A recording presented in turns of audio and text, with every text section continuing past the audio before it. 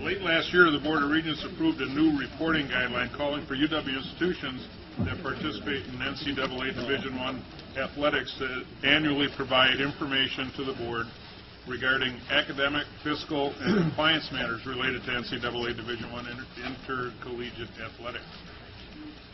This accountability framework allows the board to provide proper oversight and safeguard the well-being and success of UW system student athletes. It also provides an opportunity for us to review the financial viability of UW athletic programs and how they contribute to the institution's academic missions. Through these routine reports, we hope to maintain good lines of communications between the institutions, the system president, and this board. The UW system has 3 institutions with Division I NCAA athletic programs. UW Madison's kicked things off last December with its first report, and we heard from UW Milwaukee this past June. Today we will hear from the Phoenix, also known as UW Green Bay. Introducing that presentation will be Chancellor Tom Harden. Senior Associate Athletics Director Dan McIver will provide an overview of the Green Bay report. And Mary Ellen Gillespie, UW Green Bay's brand new Director of Athletics. Mary Ellen has been on the job for about a month or so. Will give us a brief introduction of herself and her background. So I will turn it over to Tom.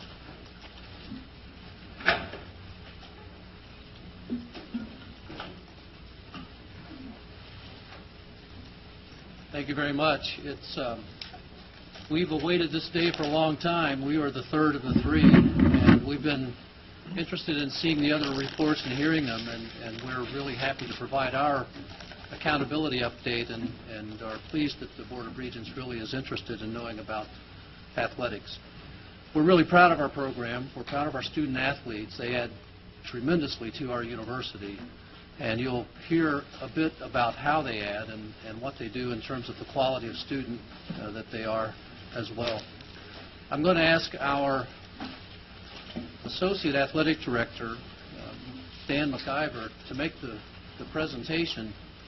And the reason for that is that up until just about a week and a half ago, he was the interim athletics director and had a lot to do with the development of this report. And it's not really 130 pages. One of you told me it was 130 pages long. It's not quite that long, but there is plenty of information for you.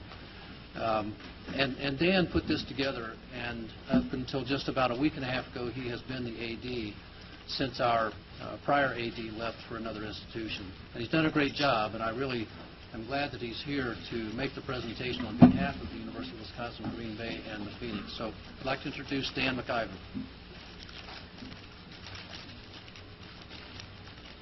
Thank you, Chancellor Harden. I'd like to start off by thanking the Board of Regents for the opportunity to talk a little bit about UW Green Bay athletics. A little bit about myself. I've been with the institution 17 and a half years. I'm an alum as well. It's a program I'm extremely proud to be associated with. We've always not been the institution with not the most resources, but we work hard, we accomplish a lot of things, and I think you'll see that through reading the report and a little bit of what we discuss here. What I am most proud of is the off-field accomplishments that we have each and every year. We have very talented student athletes from an academic standpoint. They give back to our community, thousands and thousands of hours in community service. So that is the piece that, for me personally, is most rewarding. A little bit about our academic success.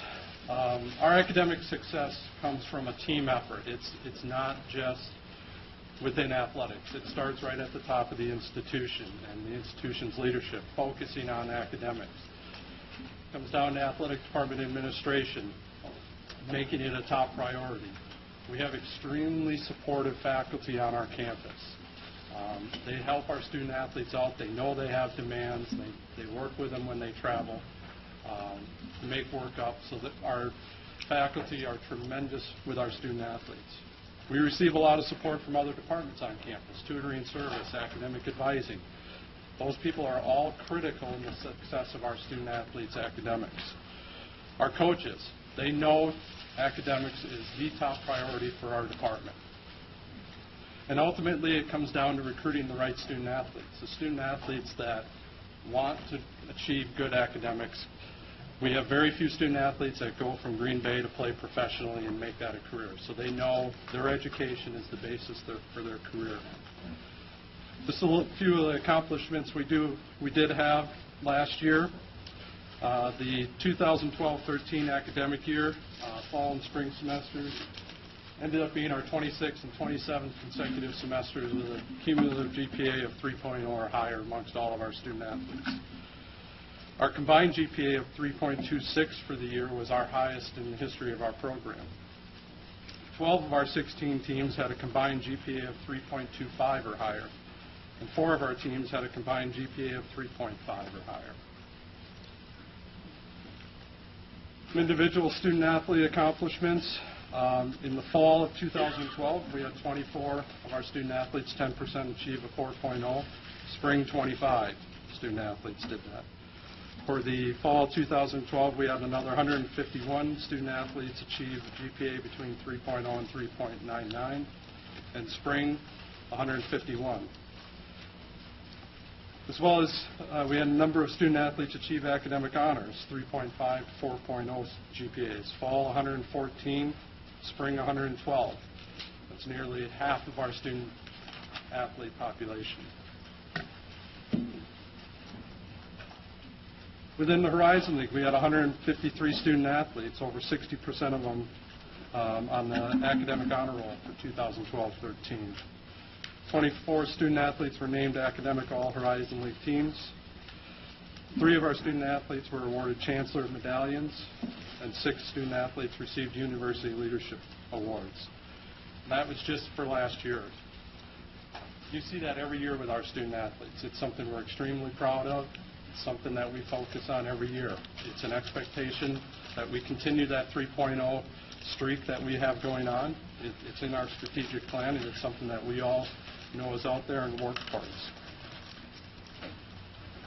Another indication of academic success is our high graduation rate. What have we done to maintain a high graduation rate? Well, we help our student athletes that cannot graduate within 4 years with fifth-year assistance. It's limited financial assistance, but it is assistance. We also work with student athletes that are trying to graduate within 4 years on potentially taking classes in the summer or during the January interim. Try to provide them some financial support during those times. But ultimately, it comes down to, again, recruiting the types of student athletes that want to be at Green Bay and stay at Green Bay and graduate from Green Bay. Recruiting is a process, and you really have to find those students, those young men and women that want to be at Green Bay.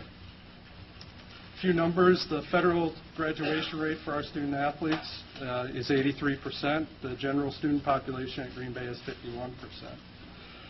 Our UW Green Bay's NCAA graduation rate, which is calculated a little differently than federal graduation rate, was 91% this past year, which was the highest in the Horizon League, the league we compete in. And 8 of our teams posted a perfect graduation rate of 100%. Again, something we're extremely proud of. The last academic indicator is called the academic progress rate, which is really, the NCAA created this, the APR, as a way to hold institutions and coaches accountable for academic progress of student athletes. Since it was created a number of years ago, we've only had one team fall below the requirement for 1 year, and that was our Nordic ski team. And if anybody knows how the academic progress rate works, when you have a smaller roster and you have kids transfer, it hurts your numbers a lot more. So it doesn't take much for a small roster to fall below the minimum.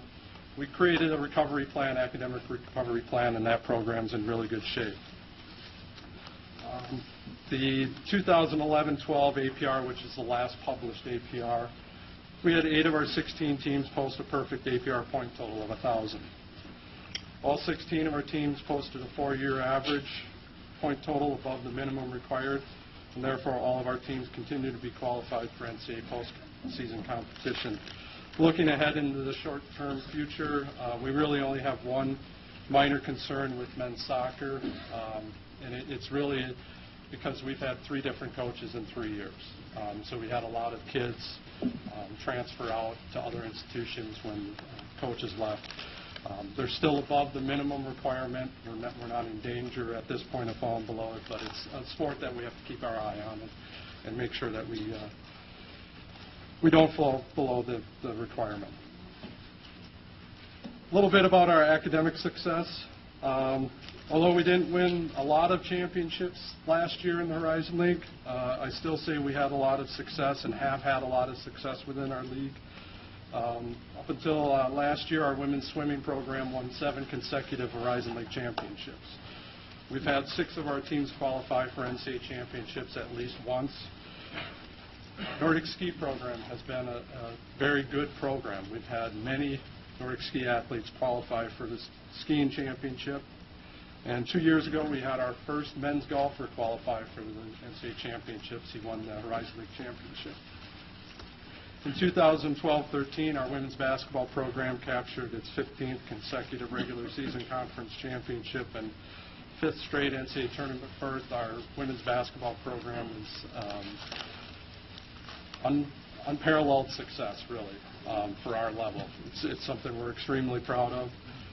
Our men's basketball team advanced to postseason play for the first time since 2009-10. They played in the collegeinsider.com tournament. And our men's tennis team captured its first Horizon League regular season title. What are our challenges at Green Bay? I think our challenges are very similar to many other Division I institutions. The rising costs in Division I, they're rising at a high rate. Coaches' salaries, you can see it across the country, they're rising at a high rate. Travel costs have risen sharply in the last 5 years. Number of coaches, support staff, and administrators needed. It all expands. It all requires resources. And anybody that follows Division I athletics knows that facilities is a key piece in success. And trying to have facility enhancements on a regular basis to try to keep up with your competitors is a challenge. Another thing at the mid-major level is university and student fee support. A lot of mid-major programs rely very heavily on institutional support and student fees. It's more difficult for UW Green Bay to do that because of the size of the institution. Our enrollment is significantly less than a Milwaukee or a Madison.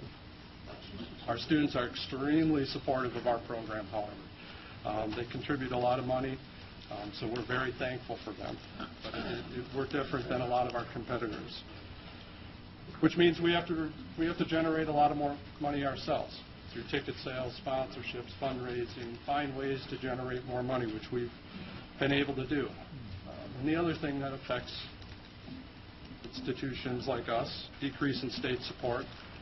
It's not just within athletics. I mean, budget cuts for the institution, every department suffers, but it's been a challenge. It's something that we have to deal with. What are some of the opportunities we have at Green Bay? Well, we are, in my opinion, set up for success in men's and women's basketball, which is our 2 revenue-generating sports. Again, our women's basketball program continues to be very, very successful. Our men's program, I think, is on the cusp of qualifying for the NCAA championships.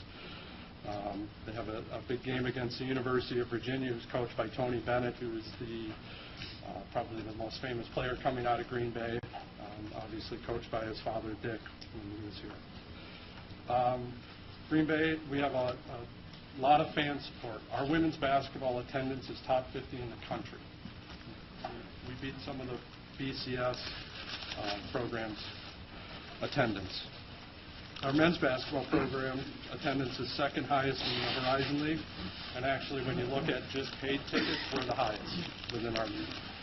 And both of our basketball programs were picked first in the Horizon League preseason polls. Now preseason polls don't mean a lot, but it means that our program has some respect right now. So things are looking up for us. And in Northeast Wisconsin, given the Packers, we have a lot of sports-minded people in our community, and they support winners. So I truly believe when our men's basketball program gets rolling again, we're going to get that support from them. So all in all, it's a program that I think we're very proud of at UW Green Bay, and I think you as Regents can be very proud of too. It's again, I can't stress enough how academics and being student first is our top priority for our institution. With that, I'll turn it over to Chancellor. In a minute, we'd like to have your questions or comments, but I'd like to introduce Mary Ellen Gillespie as our new athletics director. So, Mary Ellen, would you come up? Dan's been on the job. He's been at UWGB for 17 and a half years. Mary Ellen hasn't been here 17 and a half days yet, but she's off to a great start, but I do want you to meet her. Chancellor, and thank you for your time today. Like the Chancellor said, I'm on day 8 today. So I'm thrilled to be a part of the Green Bay family. I'm thrilled to be part of the Wisconsin system. I can't really take a lot of credit for all the great things that Dan just shared with you, but I can talk a little bit about moving forward. The governor talked today about being relevant and needing to find ways to be relevant. When you're talking about Division I mid-major institutions, relevance is really our biggest challenge. And so to be relevant, you need to be competitive. But I can tell you that our priorities at Green Bay, our priority number 1 is always going to be the student athlete. And I can promise you that we will make all of our decisions with their best interest in mind. They will be prepared the day that they cross the dais and receive their diploma from Green Bay. From an academic standpoint and a leadership standpoint, we will help them build the tools to be successful. We will do things the right way. We will have compliant programs, clean programs, and we will run our department with integrity. And then finally, we're going to grow our resources. We talked about relevance. We talked about the need to be competitive. We're a small percentage of the university budget, but we're a very large percentage of the national media and attention. And so we take that very seriously. We are an incredible platform for student engagement and alumni pride and engagement, and we do take that seriously as well. And so you can be proud of the student athletes at Green Bay. You can be proud of the staff at Green Bay. We're a great team. We break down silos. We work within the larger institution, and we'll continue to do that. And I hope that you are proud of what you've seen here today. Our student athletes are fantastic young men and women who do a great job, and our coaches, really the accolades go to them because they recruit top quality students that you can all be very proud of. And so I think between the Chancellor and Dan and myself, we can start to field some questions if there are any. Mary Ellen, you stepped into a pretty tough job. Could you give us a little bit of your background? Sure. My background, I come to Green Bay from Bowling Green State University. I was the Associate Athletic Director there and was on staff there for 7 years. Prior to that, I came up through the development side of higher education and then the student affairs side of the house.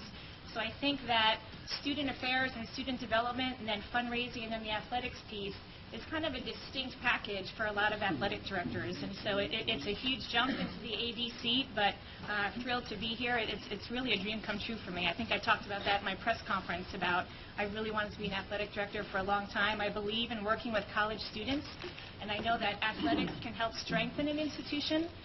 So I've got experience at Bowling Green, Purdue, Iowa, and on the nonprofit sector as well. Is there questions? Probably a dumb bunny question. 275 athletes, about.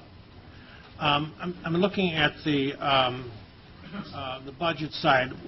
Want to learn a little bit more about this. On the revenue on the revenue side, we've got $2.1 million in tuition remissions, and on the expense side, $2.1 million financial aid tuition. Scholarship dollars, right? What percentage of the 275 would then get some financial aid? Almost 100% gets some financial aid. We have, on any given year, we have about 40 student athletes that would receive a full grant and aid. So they get tuition, housing, books, and then everybody else is on partial scholarship. That could be anywhere from $500 to full tuition. And we track the graduation rates on the full rides as well? Correct. Do they square with the rest of your numbers? Yes. Okay. And the $2.1 million, tell us a little bit about where these dollars come from. It's a combination between tuition support from the institution and about roughly $480,000 in any given year is cash that's awarded beyond the tuition. So that's cash towards books, housing, food, and that's all money that's fundraised through our fundraising arm, which is the Phoenix Fund. And they generate, right now they generate probably about $650,000 gross in fundraising dollars in any given year. Thank you. Yes, John.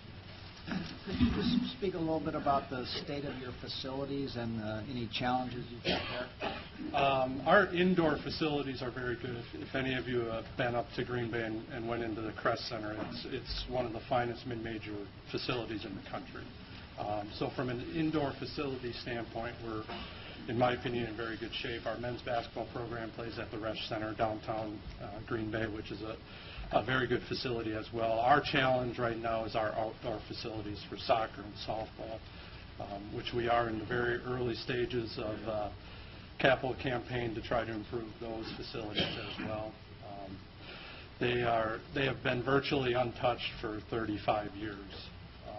And being in Green Bay, Wisconsin, we've come to figure out, probably shouldn't have taken us this long, but natural grass in Green Bay, Wisconsin kind of makes playing soccer and softball in the fall or in the spring a little more difficult. So in the new facility plans, we are going to go with field turf for our soccer field.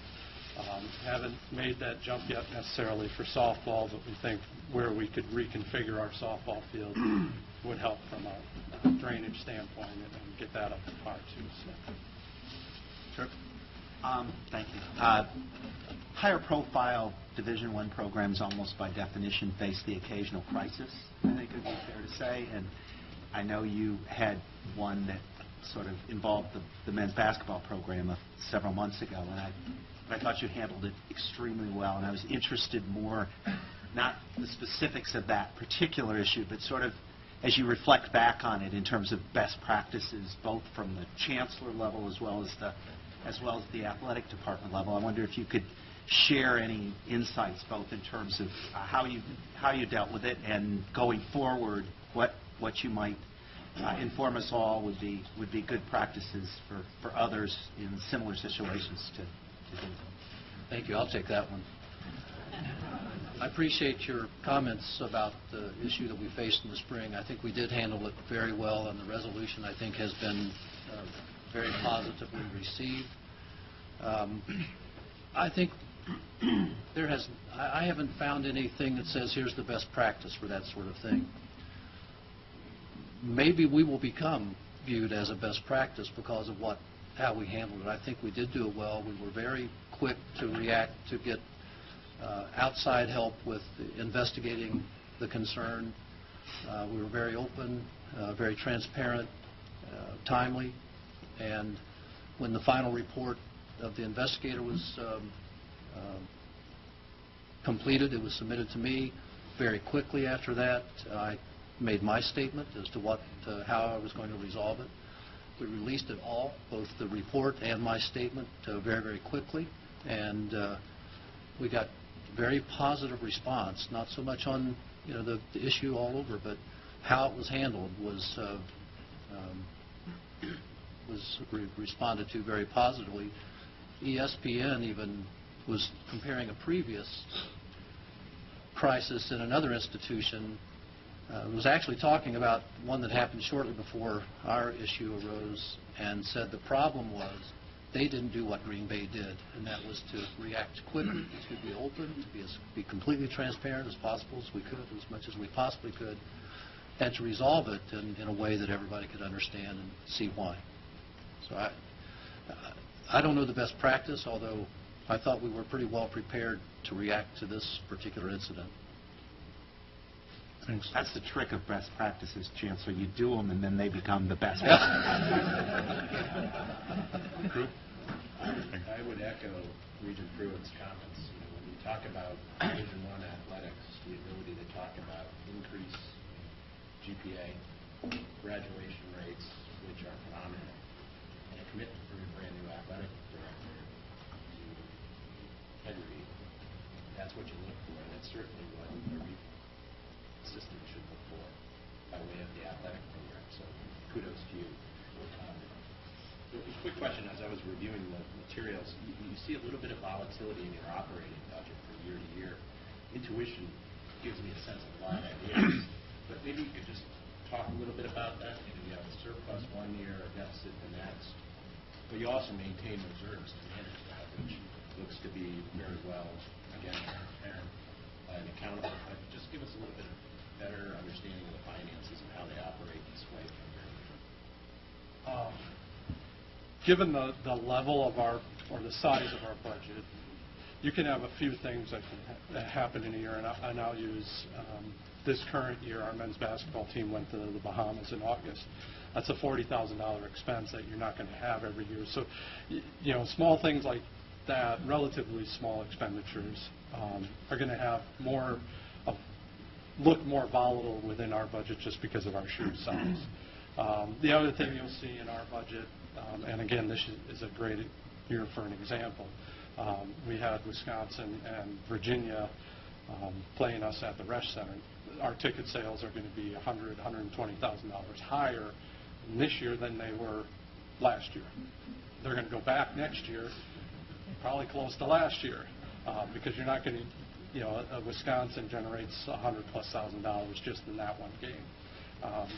So those types of things are going to have more of an impact and make our budgets look a lot more volatile. One thing we have always tried to do when we budget, we're pretty much budgeting a balanced budget. We're not budgeting too much of a surplus, or certainly not budgeting for a deficit. But we try to maintain enough reserves where we're comfortable that if we do have some unexpected things come up, and I'll use this year as an example, we had to take away our soccer bleachers this year because they were 35 years old and needed to be taken away. So we've had to rent some bleachers for this year, and so that's an expense that wasn't necessarily budgeted for, but it's, you know, $7,500. That's going to make our budget a little more volatile this year. So. Thank you. David, then Jim. So you're the example of best practice for one thing. Now, you've said that the escalation of coaches' salaries challenge. Will you tell the nation how you're going to handle that? I'd like to hear some best practice on that kind of arms war.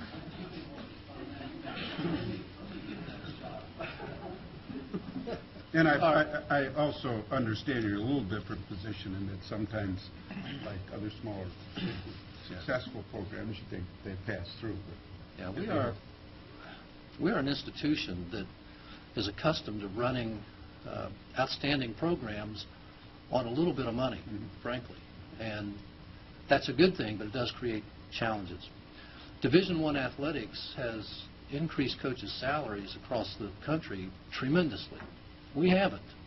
We've gone up incrementally, but we have not been able to get into that bidding war, and I'm not unhappy about that. I don't think that's the way we want to be.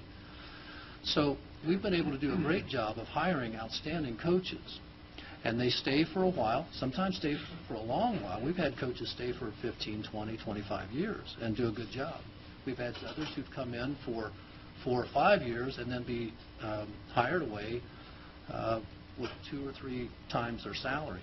And we're okay with that. Frankly, I am. I don't like it, but I'm okay with that because we have such a reputable program that we know we can hire outstanding people coming back in, and they'll stay maybe 20 years, maybe 5 years, maybe 7 years. I think that's the way programs that are funded like ours have to operate, and the reputation of our program brings in really good people. Miami, Ohio has often been called the cradle of coaches, and I sort of feel like sometimes that's what we feel like, because we do have coaches come in, and our women's basketball coach was hired by Illinois a year or so ago. We turned around and hired Michigan's coach to come in for our women's program. So we are able to bring in good coaches. Now, we had a prior history with that coach, and he was an outstanding coach for us before. So this really is a way of doing athletics business that has been built over 4 decades or so at GB. It is a program that functions in a lean way, but with high excellence. And it's people like Dan MacGyver and others who've been there for many years who know how that works. And building the individual teams is similar to that. There is a way that we build an outstanding women's basketball team every year. We don't do it by paying the coaches a competitive salary, unfortunately, or fortunately. So I think we often think of it as the Green Bay way, and it's a way that other schools do not follow. But for us, with a Division II budget and a Division I program, that's the way we need to do it. And then I'll add to that. We're going through a search process to find coaches, and it applies to staff too. Similar to how we recruit student athletes, we want to find people that want to be at Green Bay. If you can find somebody, and I'm going to use Kevin Borseth as an example, our women's basketball head coach, was our coach for 9 years, was hired by the University of Michigan at 4 times what we paid him. He figured out in 5 years, Green Bay is not a bad place. I want to go back there. So that's what we look for when we're recruiting student athletes. It's what we look for when we're recruiting coaches and staff, people that want to be in Green Bay. Yeah, we're not going to be able to pay as much. There's other benefits, and if they want to be there, chances are they're going to stay longer. So. Jim?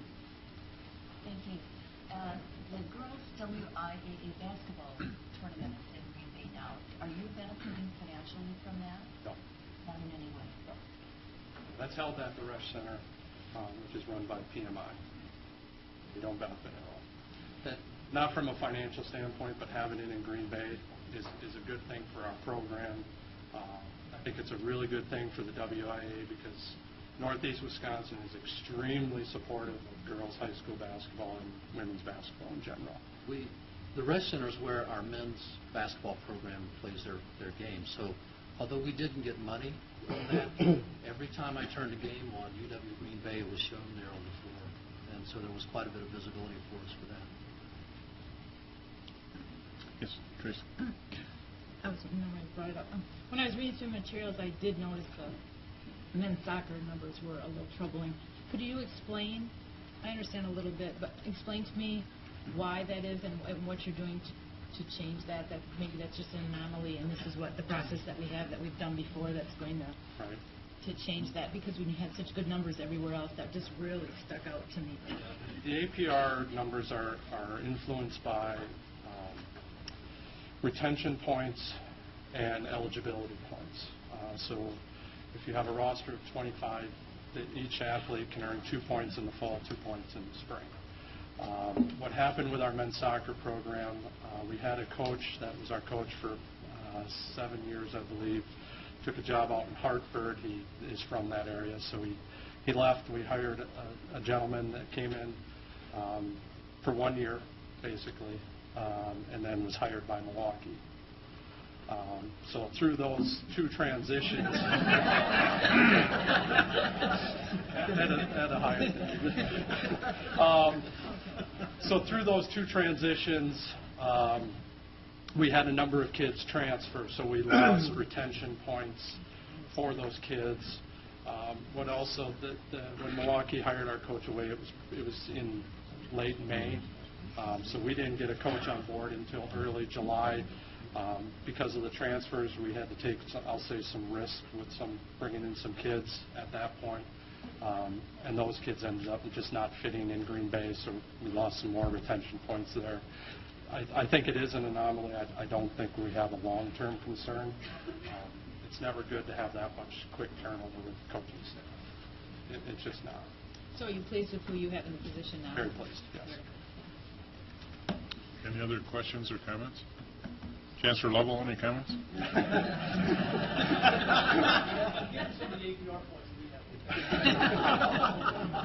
Make sure you can afford them.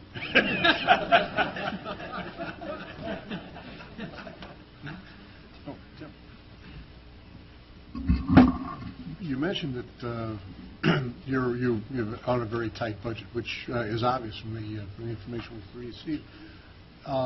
Your compliance report or your reports suggest that you hire a compliance person.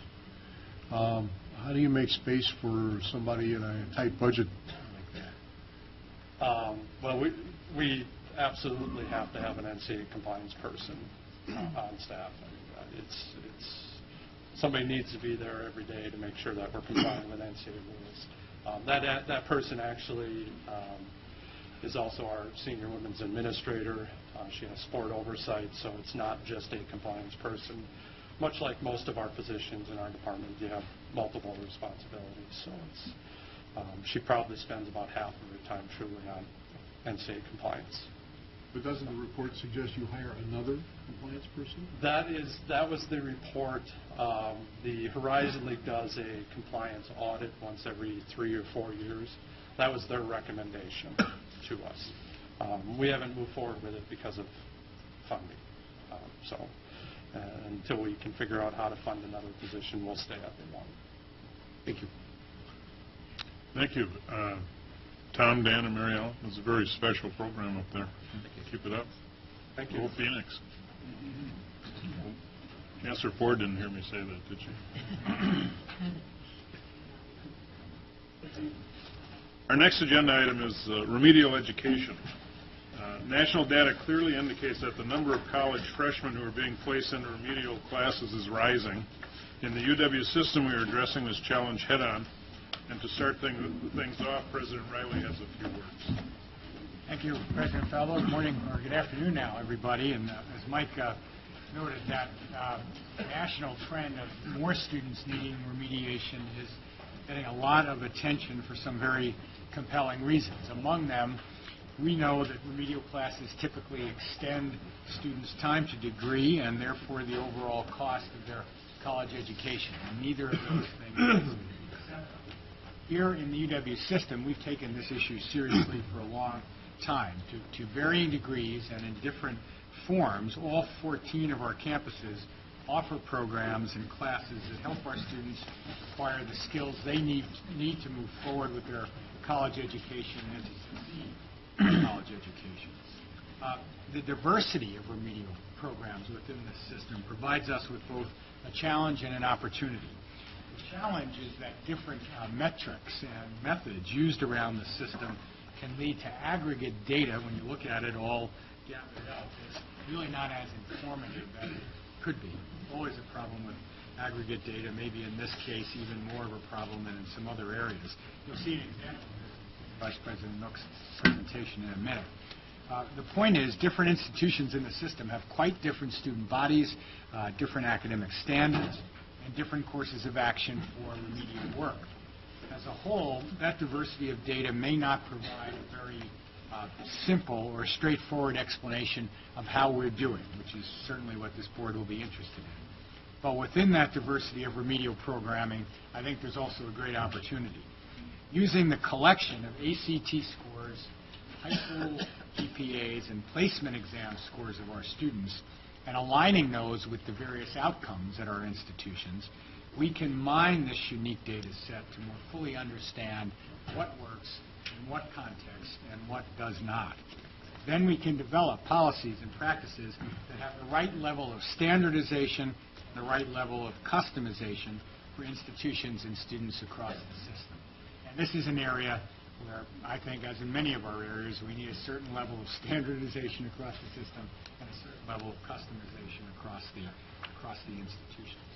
So with all that in mind, in October, I appointed a system-wide task force to examine the remedial education efforts throughout the system.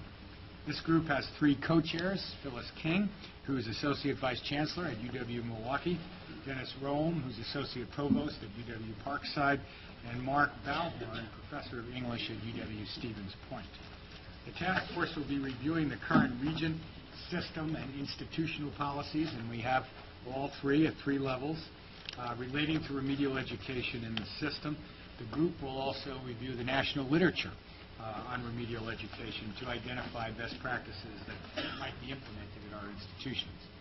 The task force is charged with developing a set of recommendations to include the following as necessary: revisions to Regent policy, revisions to UW system guidelines, best practices in measuring the students' readiness for college-level work, and best practices in serving students who are determined to be below the necessary level of academic preparation in English and in math so that those students can be successful in their first college-level course in those two core subjects.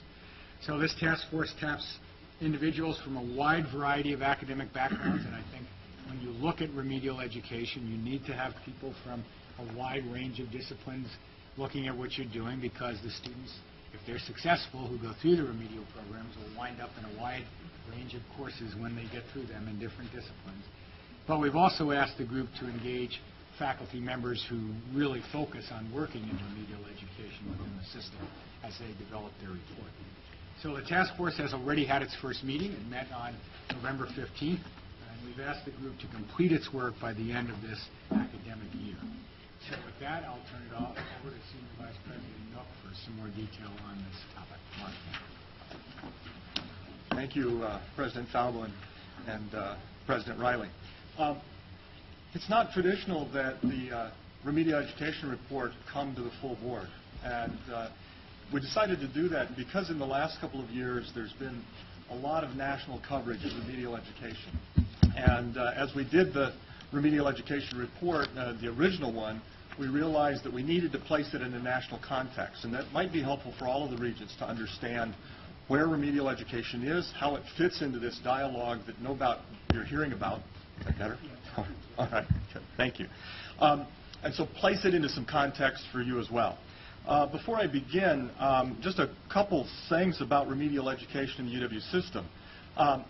The Institute for Higher Education Practice credits UW-Madison with having the first remedial education program in this country. And it started in 1849. Okay. It is the first. And so we have a long, we could even say storied history on remediation in this state. In preparing this report, I was really helped a great deal by those individuals who put together the internal report, and some of them are here and some of them are not, but I do want to recognize them. Terry Brown was a special assistant in my office, a former provost within the system and dean, longtime faculty member. Jim Wallach is here, sitting back there. He's the director of the UW Center for Placement and Testing. Jing Chen, I haven't seen. She's in the Office of Policy Analysis and Research. Jeff Kozlowski, who's a senior facilities architect. Lynn Paulson is an assistant vice president for the budget. Dennis Rhodes, a programming and policy analyst. Diane Trace Russ is here. She's the director of undergraduate education in the system. And Artania Wesley, I saw as well. Good. Thank you, Artania. Is a senior systems academic planner and has a great deal of experience at the UW Platteville campus as well as the dean of students. You'll see that the backgrounds are a great deal of variety here because remediation impacts all phases of academic life. We have to have the right facilities for teaching these classes. We also have to have the right faculty and the right testing procedures. With that, as an overview of what we're going to look at, take a brief look at the Regent policy, then place this remediation report in the national context, what's the news that's out there, look at the triennial report, what's in it, and some of the challenges with that report, and then the opportunities that Kevin mentioned that we have in front of us to be able to address remediation. And then finally, I've asked two of our institutions to talk about some new things that they're trying in remedial education.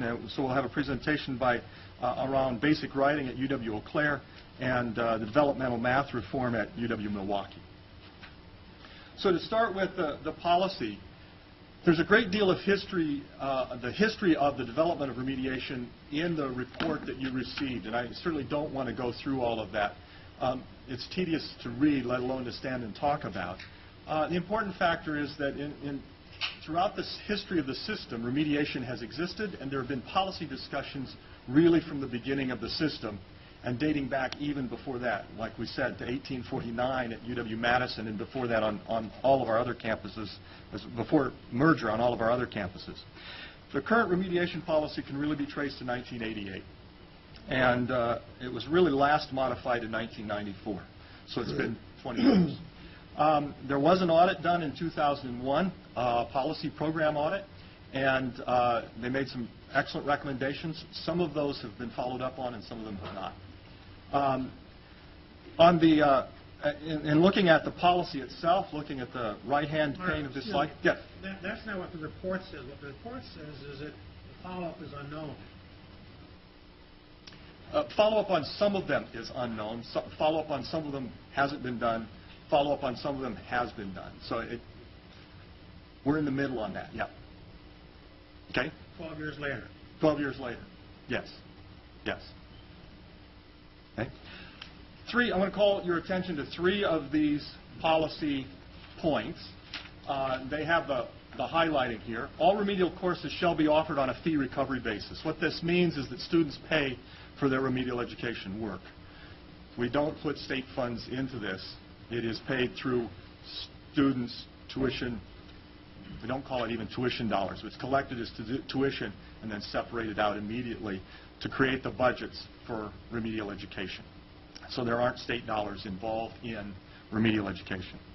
Secondly, is this statement, there's to be a statement of minimal college-level skills and competencies in math and English that is widely circulated and periodically updated.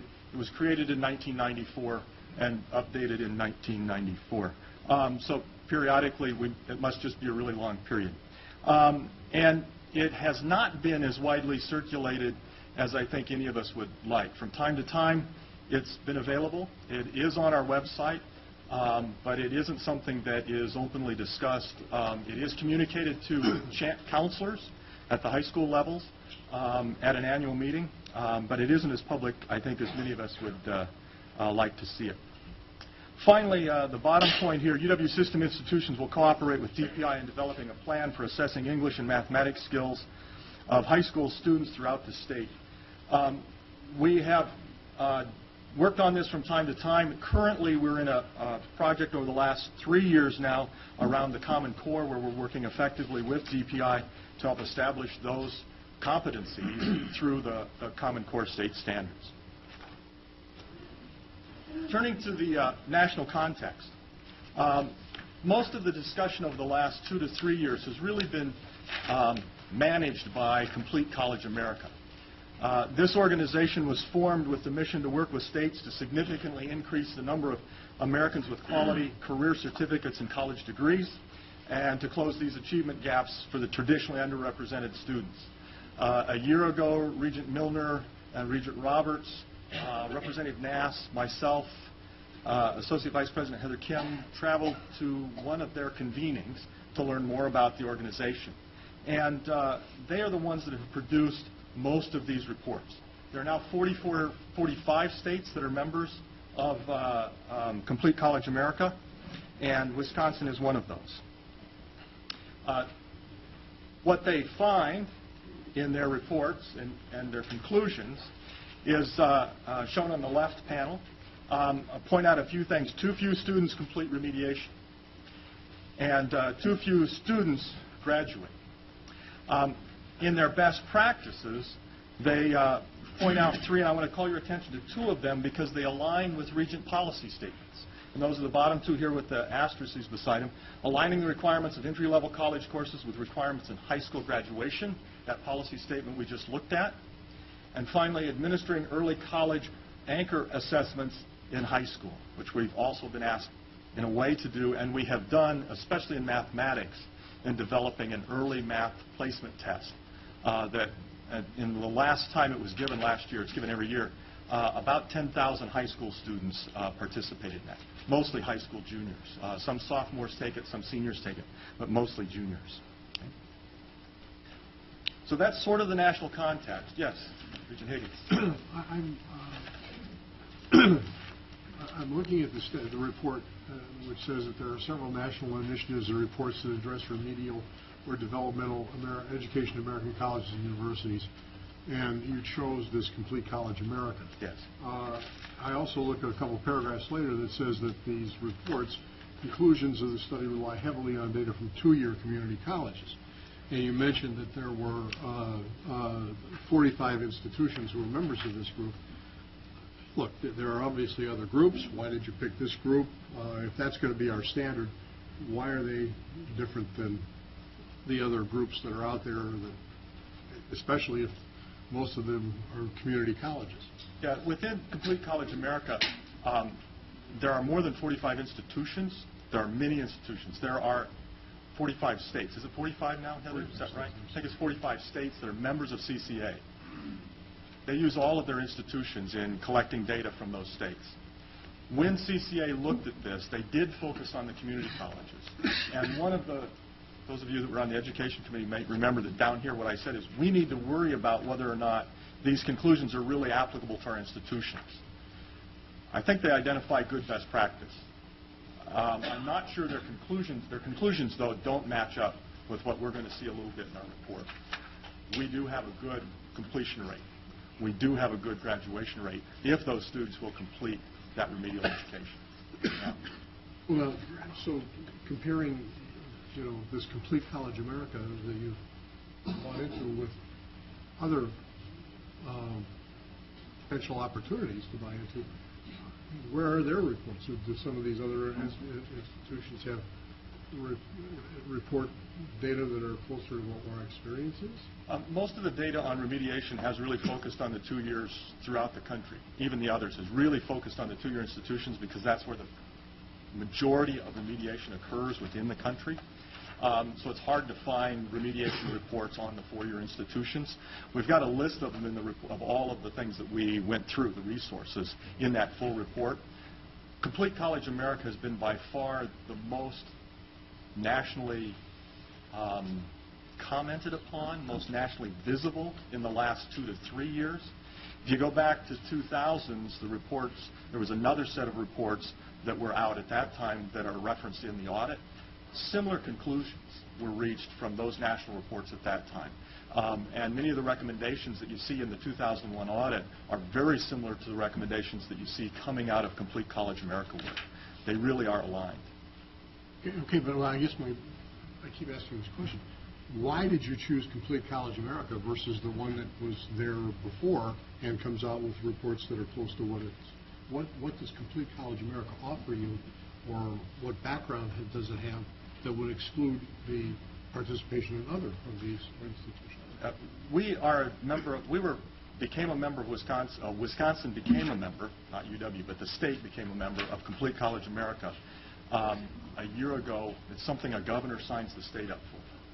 The advantage of Complete College America is it is the most current data, and it has the largest range of data in it because it takes collective data from all of these different systems and institutions, including 2-year institutions, technical colleges, community colleges, and 4-year institutions. So it is the most complete data set we've got, most recent and complete data set we've got. Okay, great. Now I understand. Thank you. Yeah. And you think we're comfortable that it's an appropriate peer comparison? I think that's what Kim was. Yeah, I don't think we have an appropriate peer comparison out there. It's the comparison, though, that everybody's talking about, and so I think if we're going to take our data and place it in the national context, we have to be aware of what they're saying. Their study, especially this one, Remedial Education, America's Bridge to Nowhere, everybody saw it, everybody talked about it, everybody was questioning what everyone else was doing because that came out. They made strong, bold statements. And it's what really caught everybody's eye and said, we've got to place our report in the context of really these sorts of discussions. Is this the study that was referenced perhaps in our last meeting? 70% of those accessing remediation fail to graduate. Is that where that came from? Yeah. Yep. All right. Thank you. Yeah, there it is. Are these findings and conclusions applicable to our... So, thanks for the question.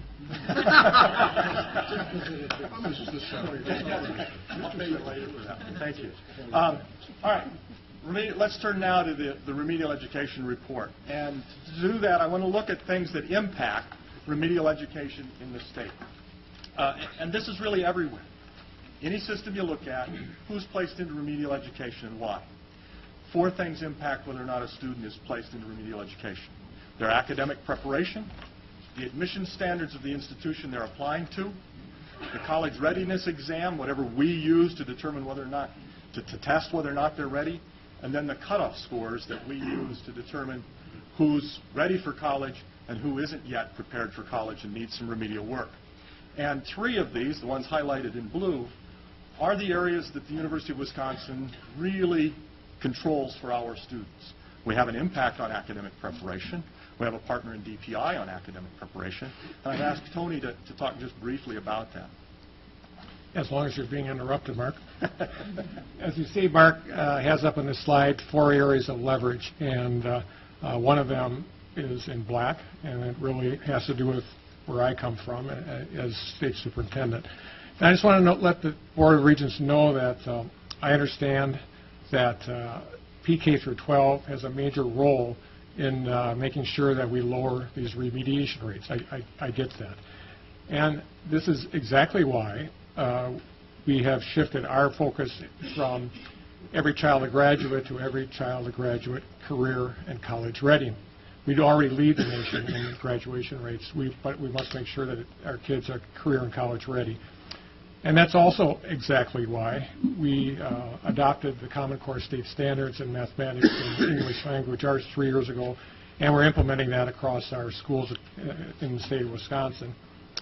And that adoption is also further, and I'll probably share a link with you, but 100 of faculty from the University of Wisconsin system, ranging from Madison and Milwaukee, La Crosse, Stout, Oshkosh, and others, plus Marquette, and some of our technical colleges, absolutely have provided written testimony to the Assembly and the Senate committees that are working on looking at the Common Core state standards, because these professionals in the system believe that the Common Core state standards will prepare students for success in college and career and beyond.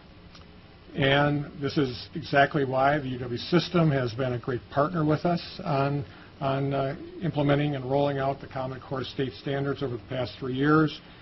And I thank Kevin for giving us a seat at the table as we move forward. All 4 of these areas are important.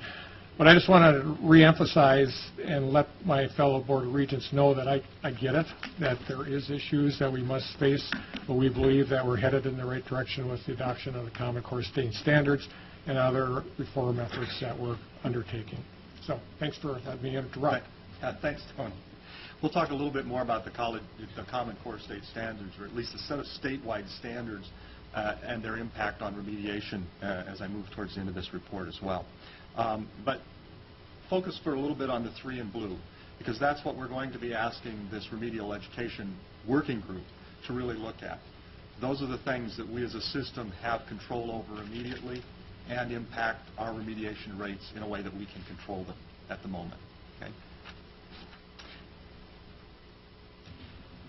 Before we get into the data too far, I want to help you understand who our remedial education students are. In this slide, you can see on the percentage of our students of all new freshmen in different age groups. And the blue is for those that are 19 and under. Think of those as the students straight out of high school. The green, the red, the purple, those are students that are 20 or over in various categories of getting older and closer to my age, but still very far away. And then the last group, the slide on the far right, is the breakdown for those who are placed into remediation. What you find is that you are twice as likely to be placed into remediation if you are over the age of 20 than if you are under the age of 20. So thinking of, and this, I want to emphasize this, thinking of remediation as something that is for the 18-year-old kid who didn't get it in high school, there's truth in that. But there's another big population we need to worry about, and that's the returning adult student who has been away from their mathematics for a little bit, who usually isn't away from their English language. This is more of a math problem than an English problem, because we continue to speak. We may not continue to cipher or use that word, but we don't continue to do mathematics in the same way we continue to use our language. Okay?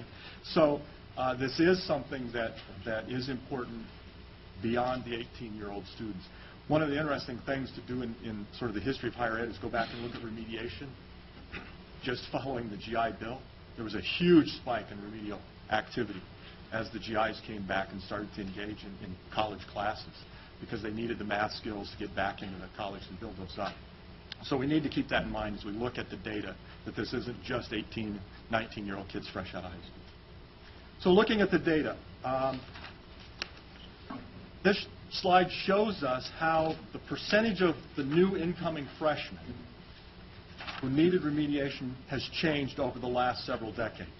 we see that it's dropped down, hitting a minimum around 2000, 2001, and then climbed rather significantly until 2007 and 8, and it's leveled off since then. This is one of the reasons that we decided that we had to take a closer look at remediation, and we couldn't simply do a triennial report to the Education Committee and slide on off to the next topic. There has been a significant change. This does follow the national trends in remediation. As Kevin has said, it's growing across the country. Our numbers are in line with numbers throughout the country, somewhere in the 20 to 30%, depending on whether you're looking at 4-year institutions or 2-year institutions, trying to make those comparisons as closely as we can. We're in the ballpark with other states. It is higher than we would like it, but remember, whether or not this is students placed into remedial education. And that depends on what we've set for admission standards, and if we set those high at an institution and we set our cutoff scores on our placement test low, we will have very, very few students in remedial education. If we set our admission standards very low and our cutoff scores on our placement test really high, we could have all of our students in remediation. We control this by where we set admission standards, where we set how we write our placement test, and where we draw those cutoff scores, so that the fluctuations in here actually are impacted by all of those pieces, okay, as well as preparation. Yes, Regent Drew. Mark, what are the theories on the downward trend in the 90s and then the upward trend since 2000?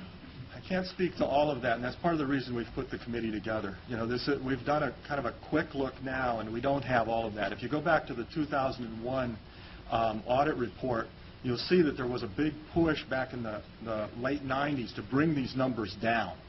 And they came down. And it was in 2001 that they went from annual reports to the Education Committee to triennial reports in the Education Committee, and then they started to creep up again. It's interesting that the bottom in our enrollment numbers, our freshman enrollment, was in 1997-98. So these numbers kind of just follow our increases in enrollment. So this isn't something we've had time to look at closely. It's one of the things that triggered the need for a closer look. Okay? Yes, Regent Drew. Is it also, is it reflected in the national data? Yeah. Yeah, it's not quite as strong. They have stayed a little more steady, up around 20%. We were down under the national average for quite a little bit. Most of the change is actually in mathematics. It looks like the same slide, but it isn't. This is remedial math only, instead of including English. Not all remediation, it's just math.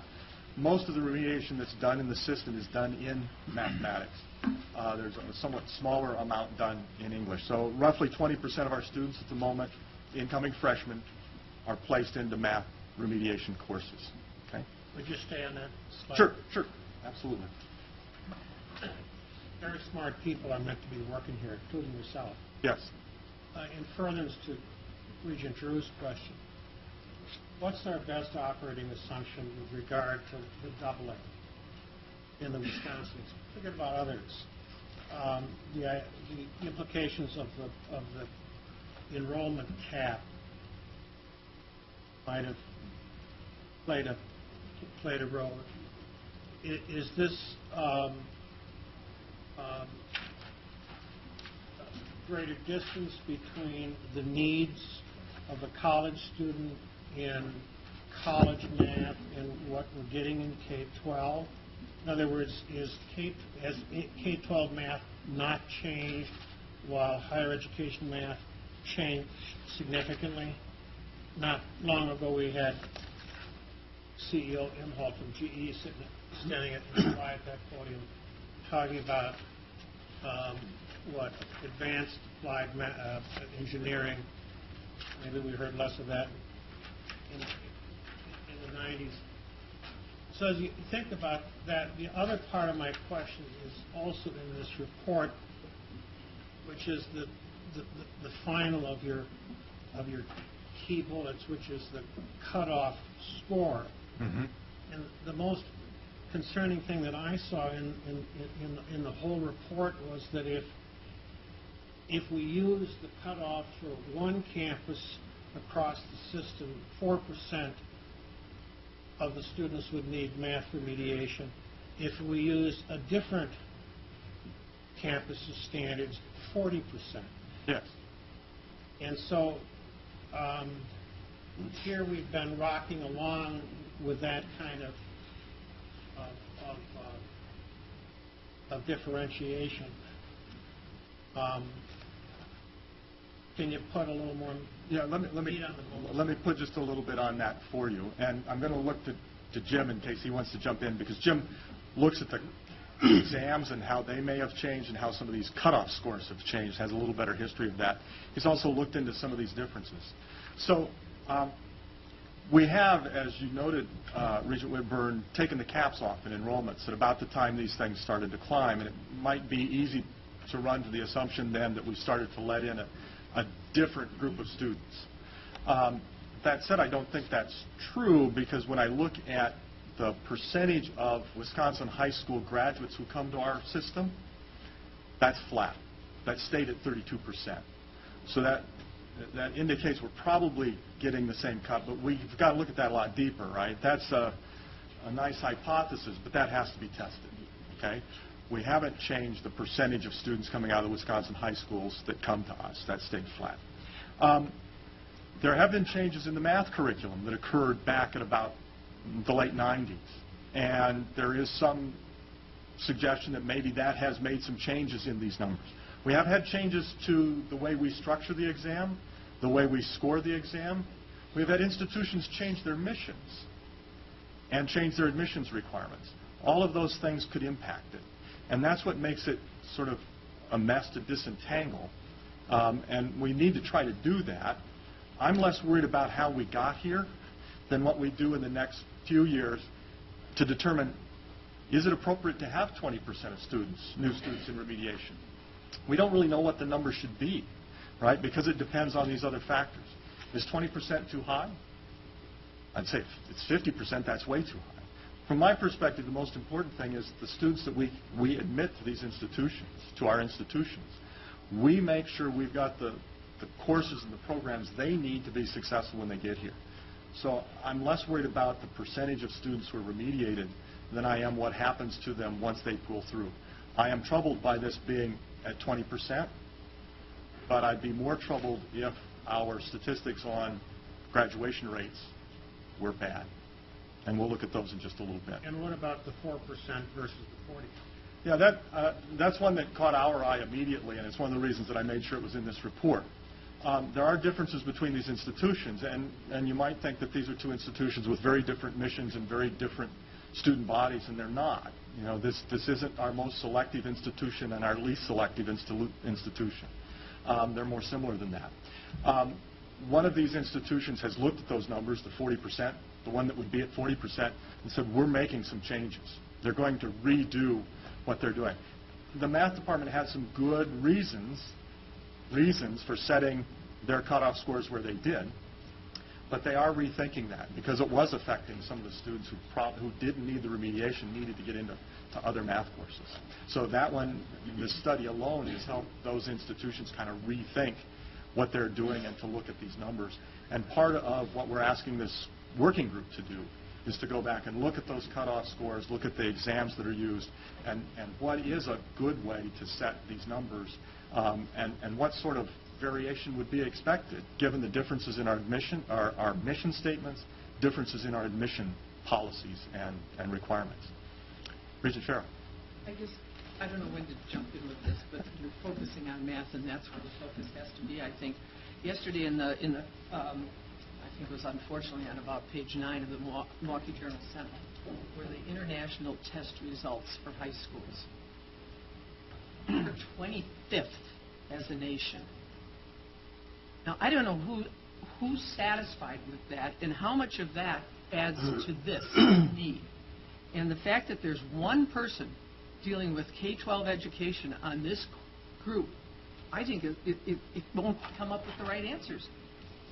If we said, and I think we ought to consider it, that the 426 school districts should be footing the bill for these remediation courses that their graduates are having to take maybe they would start looking not at Common Core or any national idea that's never been tried and proven. Maybe they'd start teaching things that the young people need. And one of the reasons you have to remediate a 30-year-old is because they're using different terminology in math now than he or she learned. Because they're calling them sequences now, where I called them problems and equations. The terminology has become more important than the process. And so I think we're at the end of the game with all this discussion, instead of saying where and how do we want our young people to prepare themselves before they get to this level. And I don't think that answer is going to come out of this group. As well-intentioned and capable and professional as they are, they're going to still be rolling around from grade 13 on and not reaching back into this. Yeah, let me address that, and I'll cut through some of the other presentation here, just so we can do it quickly. This group is not going to take that on, and we can't have that. We've got enough things within how we bring our data together and how we place students to understand before we can have that conversation. If we try to use our amalgamated data right now with the differences in the way we determine who's placed into remedial, and we are then this assumes that all remedial students are the same. What Regent Whitburn brought up about these cut scores tells us quite clearly they aren't, right? We need to dig into that and get back to the PK-16, PK-12 partners, more about what their scores on these exams are and less on whether they've been placed into remediation. Because whether they're placed into remediation or not depends on what school they went to, what their admission standards were, what their cutoff scores were, and which tests they took. So that's why I'm saying we've got to be very careful with this report in drawing conclusions from it. We've just got to look at the individual institutions instead of this. But I read this carefully. And when it begins at the beginning to say 25% on average in this country are having to go into remediation, especially with math. We're focusing on math. And we heard, as Regent Whitburn reminded us, what Jeffrey Emil said. We're losing. This nation is losing. And we're losing because our kids aren't learning math. And it's not sticking. And it's not becoming transferable into a career. And I don't think we, at this level, should be having to solve that problem that was created earlier than this. I understand all the delicacies and all the concerns about not jumping to the wrong conclusions with all your data here. But the facts remain, as a nation, and we're always the leader, we like to think. We always show the way out of the fog. Nobody's leading right now in this. Nobody has the answer. As long as we keep saying we're going to find a new slick way with new terminology to do what used to be taught very thoroughly in good chunks. And if we go across, we ought to be over in the Pacific Rim countries, finding out how they're teaching math and why their kids are outstripping us completely. I think we're going to be doing, I'm sure they're going to come up with scholarly results. I don't know if that's going to give us a solution at all. Thank you. Thank you for listening. I wanted to follow up a little bit because I was thinking along those same lines, and the thing that bothered me or worries me or even scares me is something you said, that the place that had 40% remediation is changing their standards. That's how I think we fall behind. Now, I'm sure there could be a case made that they just don't match up, but it's that kind of philosophy that, well, if we lower our standards more, we'll lower our remediation rate. That scares the hell out of me. That scares me a lot. But what also scares me is having students take remediation classes that don't need it. And we don't know whether that's the case or not. And that's why Kevin mentioned a tremendous opportunity. And let me just go there for a little bit. We have, as Regent Whitburn pointed out, we have one institution where the cut scores would place 4% into math, and another would place 40%. And they're not all that different institutions.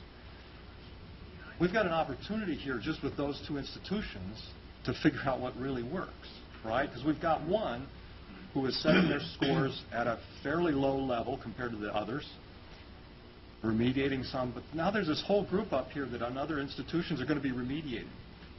How do they do at this institution? Are they successful? Do they graduate well without the remediation? Do they get through the courses? We've never looked at that, right? We've got these other groups that are remediating some of those students, and quite frankly, that institution that has a really high cutoff rate has the very best graduation rates amongst their remedial students, okay? They've got great completion rate, and they've got a great graduation rate. So we've got to just tear into it, and we've got to have somebody do that. We've got a real opportunity to tear this data apart and say, what are the right ways, one, to test students? What are the best ways to test students? What is the best way to establish a cut score? And what then are the best practices in remediating our students? But we can't do that until we tear into this. And I think, this committee will be able to do that. Yeah. Regent Higgins? When I've been looking through this, I note that the breakdown of students by ethnicity, I can say that, who need remediation means many of our underrepresented minority students are predominantly the ones who need remediation. And then I look at the all four-year UW universities combined chart on page 30 of the report. And I note that, as I think you pointed out, that for those who complete remediation, their graduation, both 4- and 6-year graduation rates are comparable to those who didn't require graduation. And then I integrate that with the simply demographic knowledge that our workforce in the next 20 years is going to change enormously. We need to have minority students who are college graduates because they're going to have to fill many of the jobs. So, I'm hoping that this work group will look very seriously at that we value students who require remediation. Yes. But we need to do a better job of making sure that either those who require remediation complete it, or that if there are obvious academic ways to not accept students who likely will not complete their remediation, that we just don't put them in a position that they're the worst possible student financial position is, look, I borrowed money to get into school, and then I didn't complete anything. Right. Okay. And we don't want to waste their time and their money, and we don't want to waste our time and our money to do that. No, and I think the presentation by UW-Milwaukee, Phyllis King and Kyle Swanson, will help address some of that. Some of the things they're doing in math remediation, what they're developing in their developmental math program when we get there. So I think you'll see some things there that'll be helpful. Yep. Tracy? Mark, real quickly, Sure. I would like to advocate for consistency or at least collaboration among the institutions. This is just one instance, but a student approached me who got an A at one institution in calculus, and at another institution was forced to take remedial elementary algebra due to a poor ACT score years ago in high school, and there's reasons for that. It was emotional reasons why that particular student did well. The math department at the second school wouldn't budge. Now, of course, she took it, aced it, no problem, but the problem, I really like to see more collaboration and communication between institutions because it just doesn't seem right. Yeah, there is some collaboration now, at least we've got an annual meeting of the English faculty who work with cut scores and remediation and those sorts of things. We have another annual meeting with the faculty in mathematics as well that do that. So there's some communication about these cut scores, handling transfers and those sorts of things. But I think this entire work group, calling attention to remediation, having this work done, taking a look at what the cut scores are, what the exams are that we're using, what the best practices are out there, how different people are remediating different types of students, I think it'll help all of us elevate this game. And so this is our opportunity to take a look at this critically, look much deeper, isolate the best practices in cut scores testing and how we remediate these students so that more of the students that need remediation, we know the students we place into remediation need it. We also know that the students, we make sure the students complete it, and then we make sure that they graduate. And that's really what's at the heart of this. Taking that on in and by itself is a really big chore. Yeah. Okay? All right, thank you. I'm going to move through a few of these other slides rather quickly. English placements haven't changed much. They're relatively flat, between 5 and 10%. the group of students who need both math and English remediation has also wiggled just a little bit, but usually runs a little bit under 5%. What this really means is about half the students that need English remediation also need math remediation. Okay, but math is the thing that really drives most of our number. Completion rates, math remediation, typically students now, at least in the last few years, these rates are pretty good. They're above 60%. These, when I say complete, I want to be careful. Everything I say from now on about a student completing remediation, what I really mean is that they completed it in their first year. We'll see some students that go on and graduate. They may have completed their remediation in their second or third year. But I'm going to look at the difference between students who completed in their first year and students who didn't complete in their first year. Okay? English rates are really pretty good, above 70% for completion of remediation. More importantly, though, is how do students do in terms of retention and graduation. Our report has typically presented tables like this, sort of flow charts, to show you how students do who, in one case, don't need any remediation and what their retention rates are, and then students who required remediation, in this case math, what their retention rates are and what their retention rates are if they don't complete it in the first year. And you see that these numbers are about the same for non-remedial, not needing remediation, and needing remediation but completing it in the first year. There's a little bit of a drop. And actually, if you look at individual institutions, this is misleading. It looks like there's a drop between those who don't need remediation and those who need it but completed it. But if you look at the individual institutions, and this slide's just a little scary, but focus on the red and the blue bars. This is the percentage, this is the retention rate for those students who only needed to take math remediation.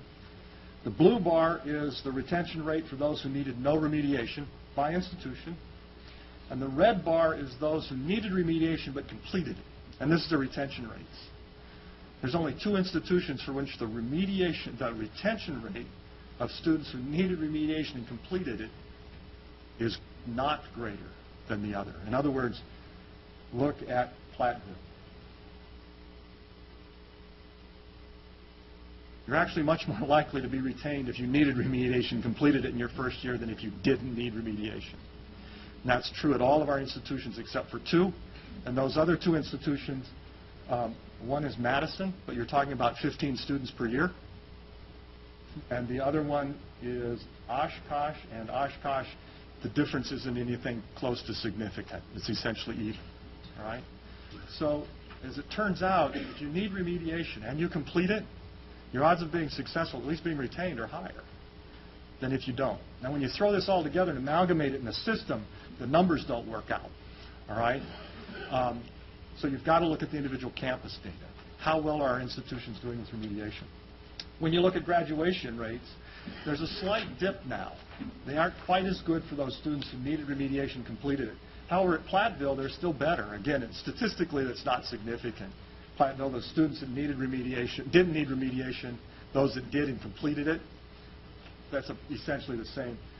Stout's essentially even, Superior is even, colleges are even, Green Bay's a little bit ahead for those that needed remediation. Most of them are pretty close. So the key is if they need remediation, complete it. The green bars, by the way, up here are for those students that needed remediation and did not complete it in the first year. Regent Whitmer? You came from Point. Yes. We have no English remediation at Point. Correct. Why? There's a decision there years ago to sort of mainstream these students. And what they have set up is not a remedial program. The requirement for English at UW-Stevens Point is 2 3-credit courses, 6 credits.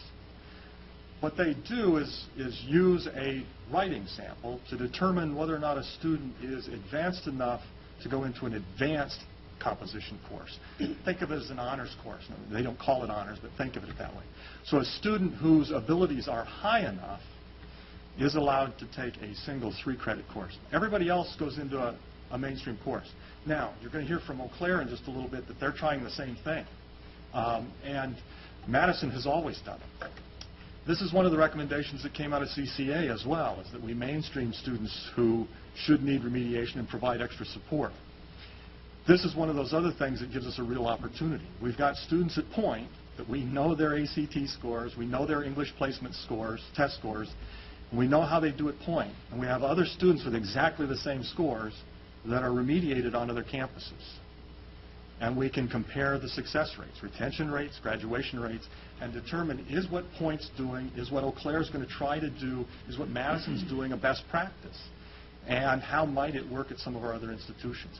We've got such a rich opportunity right now because of the diversity of the system in the scores we use, in the cut scores we use, and the way we handle remediation and first college courses, that we can really define something, identify these best practices that can't be done anywhere else.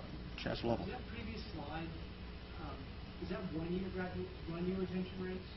Yes, this is first to second year retention rates. Because Yes. I think it'd be even more important to look at what happens in years 3 and 4, because Right. the first year there's some remedial work, but see how they do when they get into the higher level classes. Right, right. Do you have a comment about these?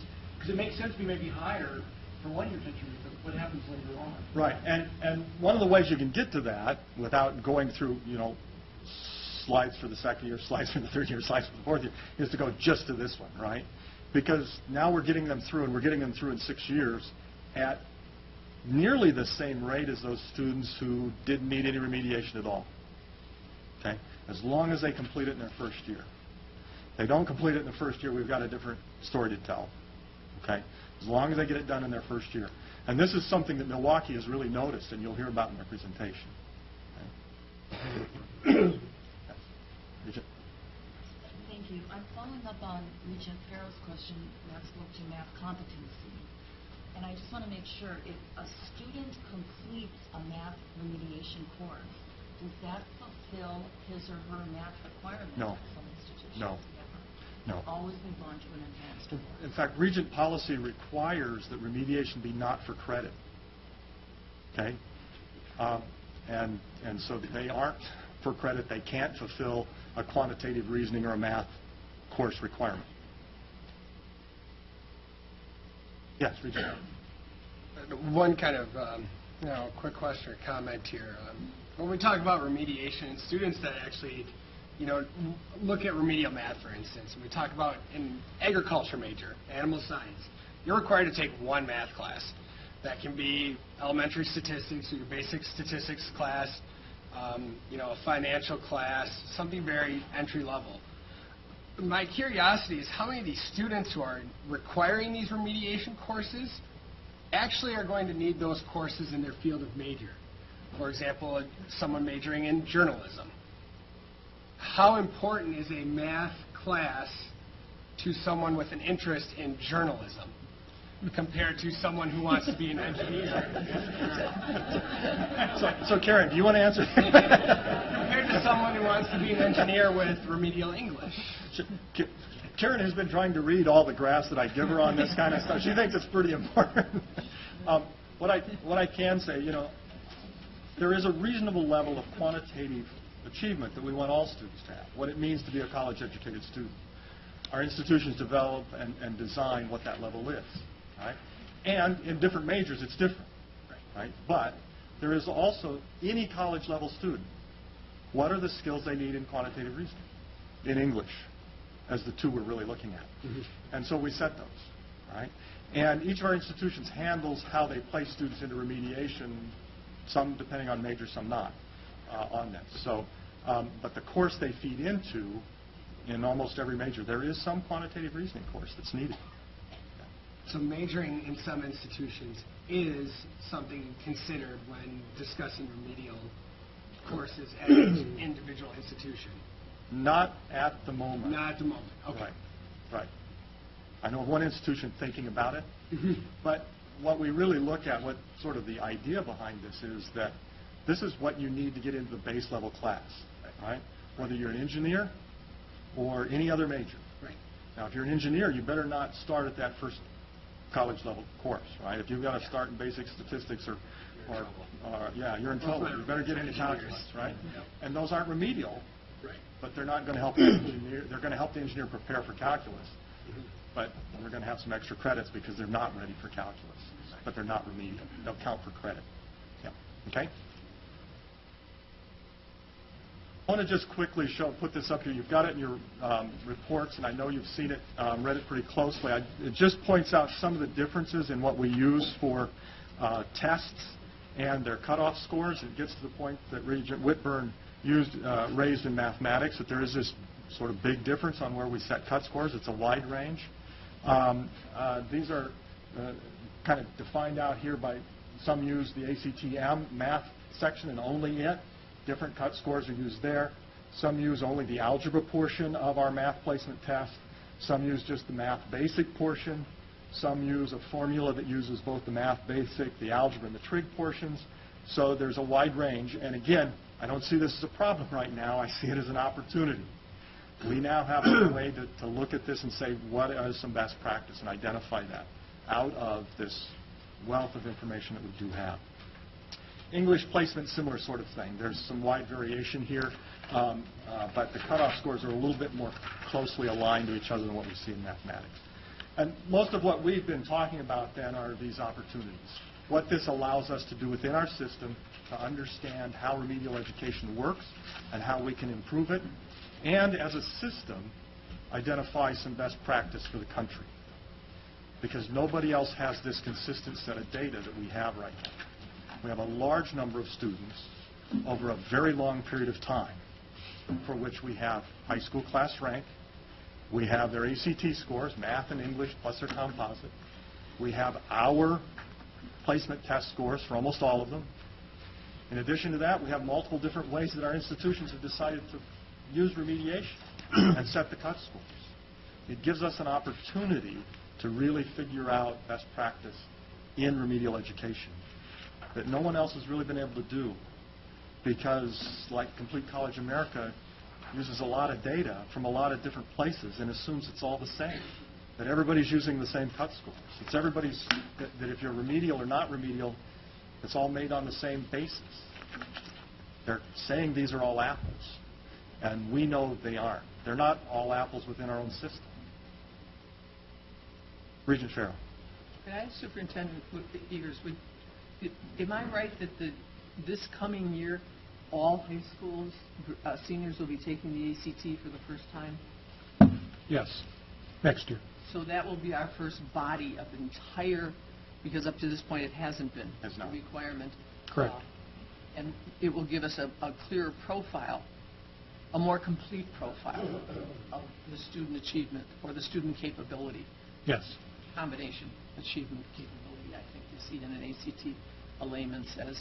And so this will add to what you're characterizing as a wonderful body of information.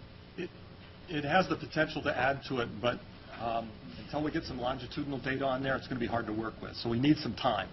And we're talking, there'll be a bunch of students taking that who are not heading to universities. So we need to worry about, how we handle that. So right now, we've got this really nice, complete data set and set of processes that we need to get a group on, and that's what Kevin started then in October. And they've met once, and they're meeting again tomorrow, their second meeting. Could I ask for a clarification of the ACT exam and the results of the ACT exam? It really tells you ability more than classroom performance. And I have personal reasons to reflect on that within my family. The kids who don't fly with straight A's but end up with a 30 in their math ACT. You're seeing native ability of what they've learned that they needed to assimilate that maybe wasn't graded to that same way. So it really tests what the kids have learned and what they've developed. I believe now, and I'd like someone to refute that, because, and does that help us prepare those students for what they need or they don't need? I think it'll help, but I also believe that for the most part, the ACT, as does the SAT, measures the possibility for success at higher education. That's the major correlation. Okay. All right.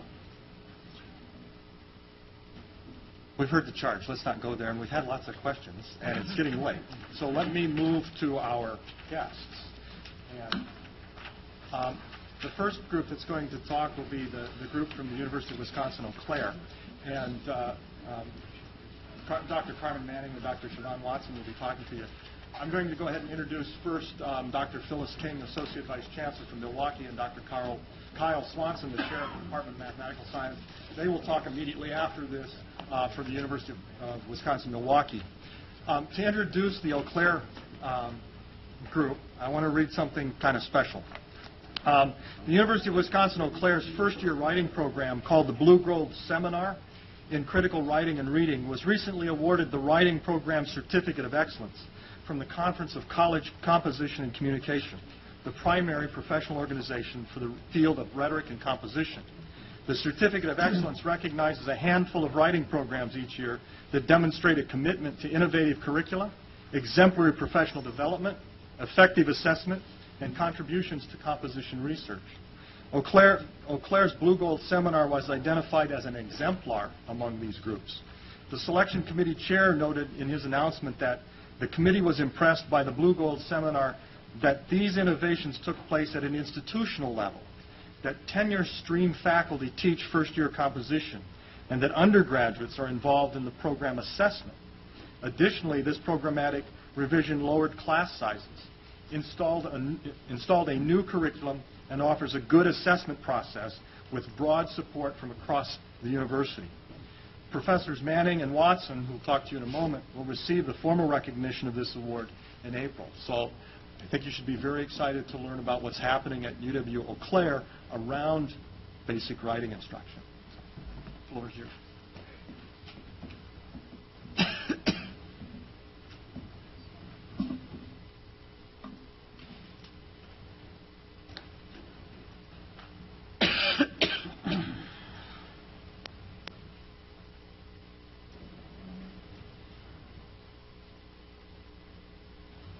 Just get our materials up. Thank you very much. I'm Dr. Carmen Manning. I'm chair of the English department at UW-Eau Claire, and I just want to thank you for inviting us today to talk about some of the changes that have been made in our overall first-year writing program, of which remedial, which we call basic writing, is a part. And I'm joined by my colleague, Dr. Siobhan Watson, who is the composition director there. So I want to tell you first the context in which this reform came about. In 2010, as I'm sure many of you know, UW-Eau Claire was awarded differential tuition. Our students voted on that and focused on how we might use differential tuition to transform learning for our students. And so we were challenged by the administration on our campus to think about what it is that we could do with those dollars in order to get students involved in more high-impact practices and to transform their learning. And as you're talking about remediation, I think it's important for us to understand that what happens in a first-year writing course, it's not just about what happens in that first-year writing course, the success in that particular course, but it's how that first-year writing course sets students up for all of the reading and the writing and the research work that they're going to be asked to do in all of their other courses. Our job isn't to help them be successful in one course, but to be successful and prepared for what comes after that one course in college and beyond. And we set the foundation in a first-year writing program for that. And so we saw this as a really important opportunity to take these dollars and this commitment by our students and to say, we want to take a look at a program that was in need of reform, dramatically need of reform. We had a new composition director on campus, and we were ready to take on our first-year writing program, which had a lot of issues. We had placement issues, and I think that Dr. Nook has talked about some of those issues. We weren't sure if the right people were in remediation. We had a lot of students who weren't in remedial courses that really needed support and help and weren't being successful. We were one of those campuses that had a low cut score, right? We didn't have a ton of our students in remediation. We had a lot of students in one sort of one-size-fits-all course, and it wasn't working very well. We didn't have a lot of similarity in our curriculum. There was a massive variety, and I think in some of our first-year writing courses we were doing amazing work. In some we were doing okay work. In some I don't think we were doing very good work with our students, and we weren't preparing them for what they needed to do. And for our remedial courses especially, we had staffing problems. It didn't fit well in faculty load. Faculty didn't really know what was happening in our remedial courses. It was not something that was talked about widely in the department until I became department chair. I'd really never had a conversation in my department about remedial education in my department. And so we often had our least prepared faculty or academic staff teaching our most vulnerable students. And that was something that the two of us really didn't think was an okay thing. And finally, we found that we had some pretty significant issues with student learning. So this slide shows you the pass rate for our English 099 course. That's that non-credit bearing English course that our students who were determined to be remedial were placed into. And in these 11 years of data, we see that in any given year, 6 to 32% of the students didn't pass the remedial course itself. So overall, about 21% of our students in this time period were placed into a remedial course, and they were passing the remedial course. And as I was looking at these data, there was one horrendous semester where 50% of the students in one section of the writing 09 or the English 099 course didn't pass. That tells me that we're doing something wrong. We need to take a look at how we're approaching this issue and these students and what their needs are and change what we're doing in order to meet their needs. And also, as this slide shows, here at the bottom, in a subset of these students that I was able to look at in terms of retention data, often it was our students with the most needs, our students who we want to help retain at as higher rates as possible, who we were not serving well, and we were not doing what we needed to do. So in this context of we're not doing a good job with our overall writing program, we know we need to make some changes, and specifically with our basic writing students, those students who have the most needs, we took on an overall revision of the program. And that began with Dr. Watson and her knowledge and experience within the field of rhetoric and composition. I'm going to let her speak to that. Okay. I'm not going to go into detail about this, but I, of course, can field questions. But I just think it's really important for people not familiar with this field to just know that basic writing is a very large and robust area of research within my field. And Dr. Nook referred to its genesis, which is when we began basic writing programs with the beginning of the GI Bill. So we have many decades of all kinds of research, qualitative, ethnographic, longitudinal, empirical, all kinds of rich information from all different kinds of institutions from all over the country, and we know a lot of things now. And what some of the major patterns that have emerged from many decades of this rich research is that we know that some of the typical approaches aren't working really well. And so one of those is that it's very common still in some places, it is common. We know this as a sort of drill and skill approach. There's mountains of research to show that this not only doesn't work, but it has a deleterious effect on students' writing. The developmental model, which is starting in really discrete parts of language, working with words, building up to sentences, building up to paragraphs and things like that, that is not yielding a lot of significant gains. And there is very mixed reviews about the additional non-credit bearing requirements and the efficacy of that approach. So what we also learned from this research is that there are some things that really do work, and class size is probably the #1 thing that you can do. If you don't do anything else for someone that struggles with academic writing, lower the class size, and that's what we did, and we lowered it pretty significantly and saw some great gains. And there's a lot of research to support that in relation to writing specifically. Differentiated instruction is key, individualized instruction, and understanding that basic writers have a vast and sometimes very complex array of issues that they're grappling with, and so it's absolutely crucial that you meet the student at his or her sort of place, where they come from and where they're going. #3 was key, and this was really actually very eye-opening for me. A lot of people would sort of think we need to sort of start with the basics and we need to not have, really difficult curriculum. It's absolutely the obverse. What you do is you have an incredibly rigorous curriculum and you have high standards. And that's really important for writers that struggle, that they know that they're being taken seriously, that they're in college, that they're given challenging ideas, and being given the opportunities to work with them in meaningful ways. Another key that we know from research is that they need additional supports, and that can come in a whole variety of ways. And we can talk more about that if you have questions. And then the third is important. There's a big body of research in social psychology and others. This is about the achievement gap, countering stereotype threat.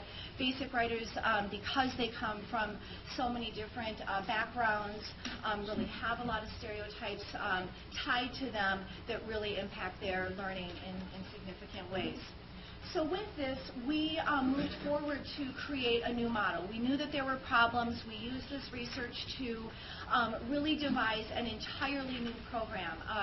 We didn't do any tweaking. We really just tried to build the whole thing new from the ground up. One of the first things that we did is that we gathered a lot of baseline data. So when I arrived to Eau Claire 5 years ago, I spent the first 2 years gathering this data, talking with faculty in my department and across the campus in a whole variety of ways, talking with them about what they're doing and what they're seeing. I did a massive student survey from invited students. I got thousands of responses. Everyone had a lot to say about this class. And so that yielded a lot of really good insight that guided us moving forward. And I also did a lot of student groups. I had them in the dorms and in the library and in the meal halls and whatnot, and learned a lot of interesting things. From there, we applied for the Blue Gold Commitment Differential Tuition Grant, which was key. We were able to get monies that facilitated so many crucial things that moved this forward efficiently and effectively. It allowed us to do more research that was really crucial. We did a complete redesign of our program, which involved changing the prefix from English to writing. One of the things that I learned in talking with students is they didn't know that they were going into a writing class. They thought that they were going into an English class where they were going to read books and talk about them, and so their expectations weren't being met, and they were frustrated by that. So I thought, let's cue everyone that this is a writing class, so we changed it to a WRIT prefix. We have a new writing requirement, a new course load, new staffing model, a complete redesign. We also consulted very significantly with a lot of people across campus, and this was really key. We worked with people in the academic departments and academic units, but we also worked really closely with people in student affairs. We worked with IT people. We worked really closely with the library, with all kinds of people that could really help us make this curriculum work. And then professional development has been really key. One of the big changes here is curriculum and teaching. We really needed essentially to reteach our faculty how to be effective instructors, especially for basic writers. And that's been really effective. And they have all said that they've learned a lot in that they're more effective teachers for that. And we've gotten a lot of positive feedback. So the professional development programs that we have are very robust and compensated and have been really successful. And then, as Dr. Nook suggested or alluded to, we've involved students in every part of this process. They help us do assessment, they help us do curriculum design, they help me with the survey, with the focus groups, with the interviews, and so that's been really important learning for them and a really nice partnership for us. So what we have is the Blue Gold Seminar in Critical Reading and Writing. We now have a new course array. We used to just have a one course, sort of a one-size-fits-all, plus the remedial class. What's crucial here is we don't have a sequential curriculum. Most places, perhaps every place within the system, has a two-course sequence, a 3-credit 101 type course, and then a 3-credit 102 type course. We don't have that. We have a very anomalous, but I think a very effective 1 5-credit course that's intensive. We see the students 4 or 5 times a week. We can do a lot with them there. And so these are not sequential. Passing any of these courses fulfills our university writing requirement. All of these courses have the same curriculum. They all have the same outcome. It's a standardized curriculum. But what changes are the methods, the pedagogies, the pacing, the level of depth, and the type of supports that students get. We have a much more sustainable staffing model. By having a standardized curriculum, we're able to move faculty in and out of different places much more effectively. And again, the ongoing professional development has been key. So those students who we used to place into a remedial writing course now go into what we call Writing 114, which is taking that group, that population that once did go into our remedial course, along with another chunk of our students who through various placement mechanisms, and right now we're using the Wisconsin English placement test, we've gathered a larger group of students at the lower end of performance on that test and have put them together in Writing 114. We've lowered the class size. We've put our best instructors in those classes. We've given them professional development about who are basic writers, what are the things they struggle with, what are the approaches that work, and our students then are, I'll show you in a minute, performing very well. Could I ask, is one of these required or just required of those students that are deemed needing remedial work? Every one of our students, except maybe a small percentage that can portfolio out of the requirement, every one of our students takes one of these courses. And so they're grouped together for different populations. So 114 is for students that score lower on the English placement test or otherwise through advising or other means feel like they need some more support and would really benefit from a smaller class. 116 captures about the middle 75% of our students. This is our sort of basic 5-credit course. 118 is for AP students, honors students, students that score exceptionally high on the placement test or otherwise show exceptional ability, and 120 is for transfer students. So those transfer students who someplace else have fulfilled a part of their composition requirement and then come to us and need to fulfill the other half of their composition requirement, 120 is for them. So we've differentiated not only for our basic writing students, but for our students across the spectrum of performance, and we've the same curriculum for all students, the same rigorous high standards curriculum, but we've changed what we do within each of those courses to meet the needs of those particular populations. Did you say it was a 5-credit course? The 114 and 116 for most of our students is a 5-credit course. So like what happens at other campuses, they tend to do Comp 1 for 3 credits, Comp 2 for 3 more credits. We have this smooshed together, joyfully intensive, see you all the time kind of course that yields, I think, pretty good outcomes. That we're with the students a lot. They get a really intense writing experience in their first year. Why don't you talk? Okay, so and a huge part of this is the curricular redesign. As Siobhan referenced, we know a lot about what doesn't work for basic writers. We have decades worth of data, really robust meta-analysis data, and good, strong studies that show a lot of the approaches we've been taking haven't worked. And so we designed a curriculum for all of our writing students that's based around spiral concept, where we introduce concepts at the beginning of a course, and we give students the opportunity to practice those. And I don't know if you might remember the hardest thing you ever had to learn how to do, but it requires a lot of practice, right? It wasn't a one-shot, somebody teaches me how to do it, and then I can go off and do it really well. And so our course is designed so that we introduce concepts and we practice them in ever-increasing complex kinds of ways, again, so our students then are ready when they leave the writing course to go into all the other courses that they need to take in liberal education and in their major to be able to perform the kind of writing and research that they're being asked to do. So what have been the results of this? Well, we have done 4 semesters now of our new course array. We started with a pilot.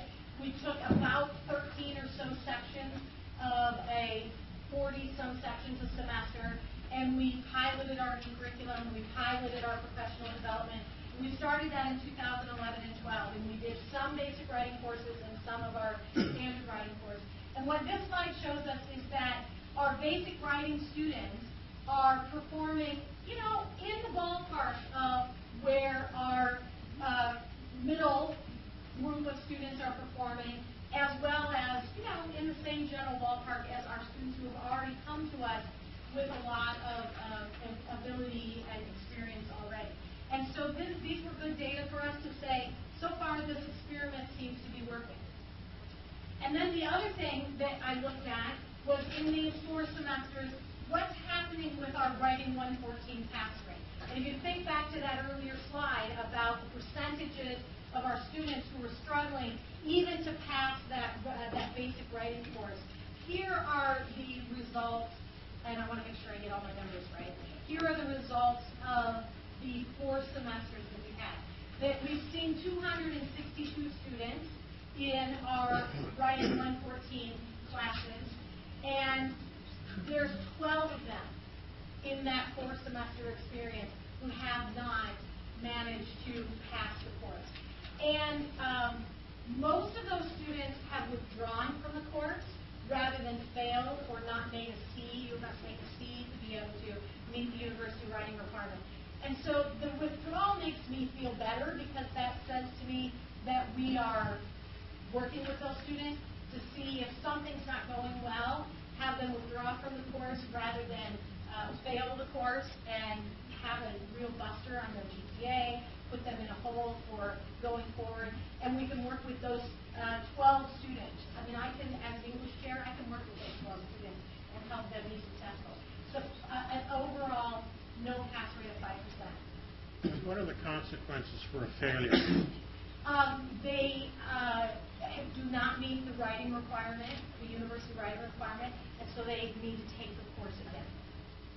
And we have a requirement limitation that they can take it twice, and then if they don't take it, they don't pass it within that 2 times, then they need special permission to take it a 3rd time.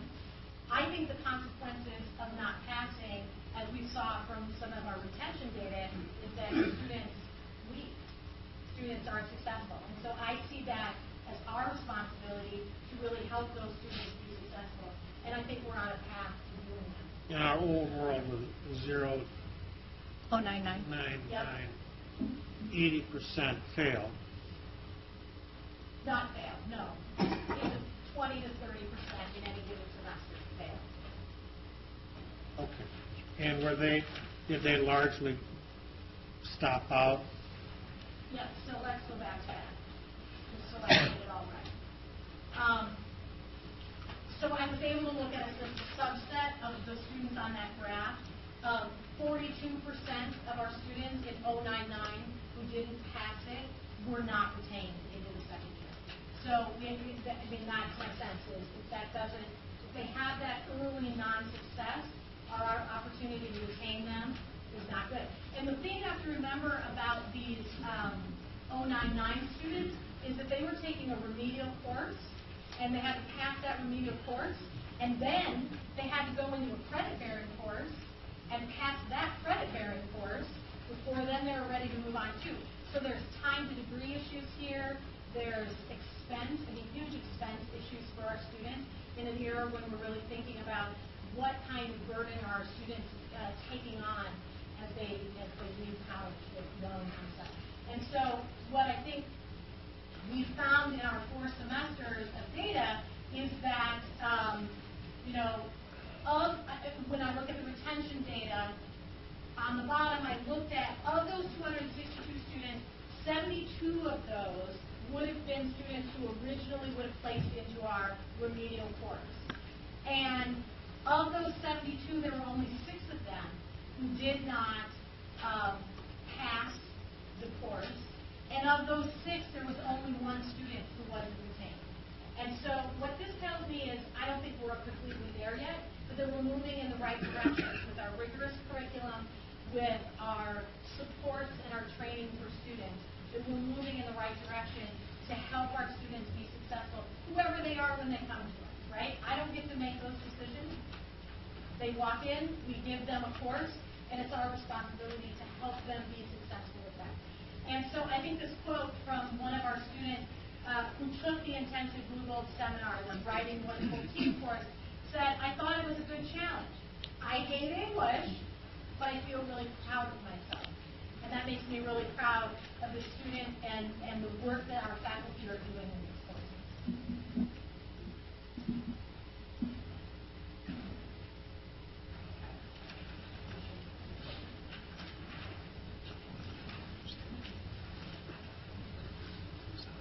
Kyle Monson and Phyllis King to come up.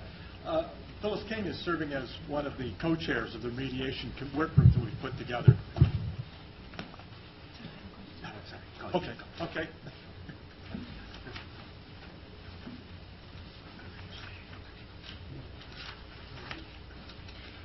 Thank you. What do we do if we know that almost half of our freshman class, and this is for us at UWM approximately 1,500 freshmen, need some form of remedial coursework? Furthermore, what do we do if we know that the majority of those students who enter in the most basic remedial course, what we call Math 90, will fail? In fact, our campus research suggests that we might expect it. So some will say that we've created a very unjust system. More harshly, some will say that developmental math is a burial ground. The reasons for this scenario, though, are multifactorial.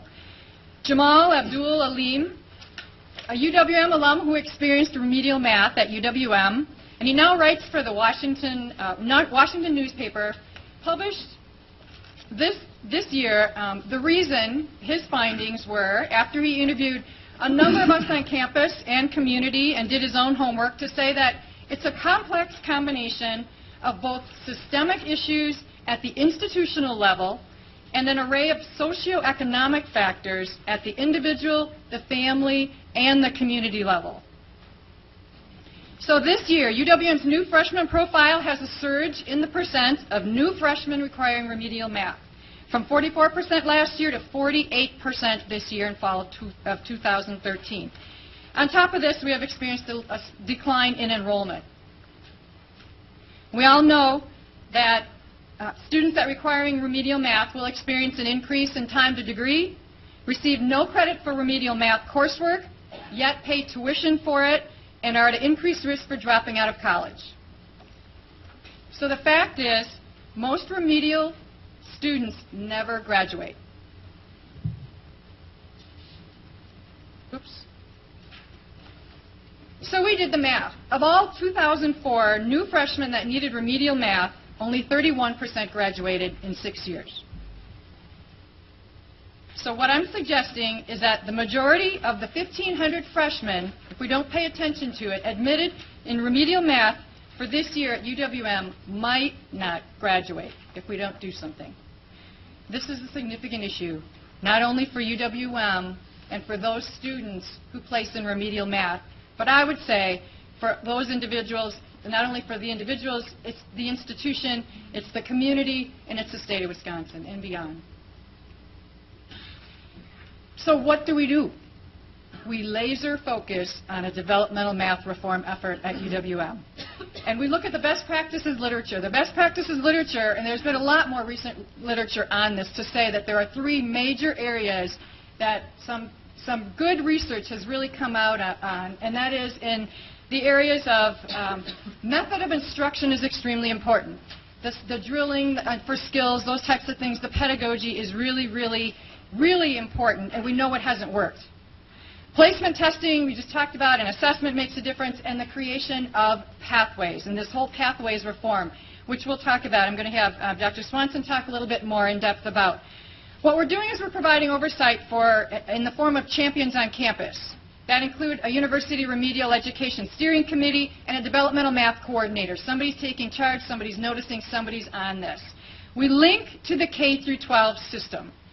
And we work towards curricular alignment. We define what is math readiness, we come up with common definitions, and we articulate in terms of a transfer policy. We investigate best practices related to placement testing. We know that placement testing right now is all over the board. What is placement testing and how do we do it? We think we have some really good ideas coming forward. UWM will strictly enforce the Board of Regents 30 credit policy in terms of taking those remedial education courses in their first year.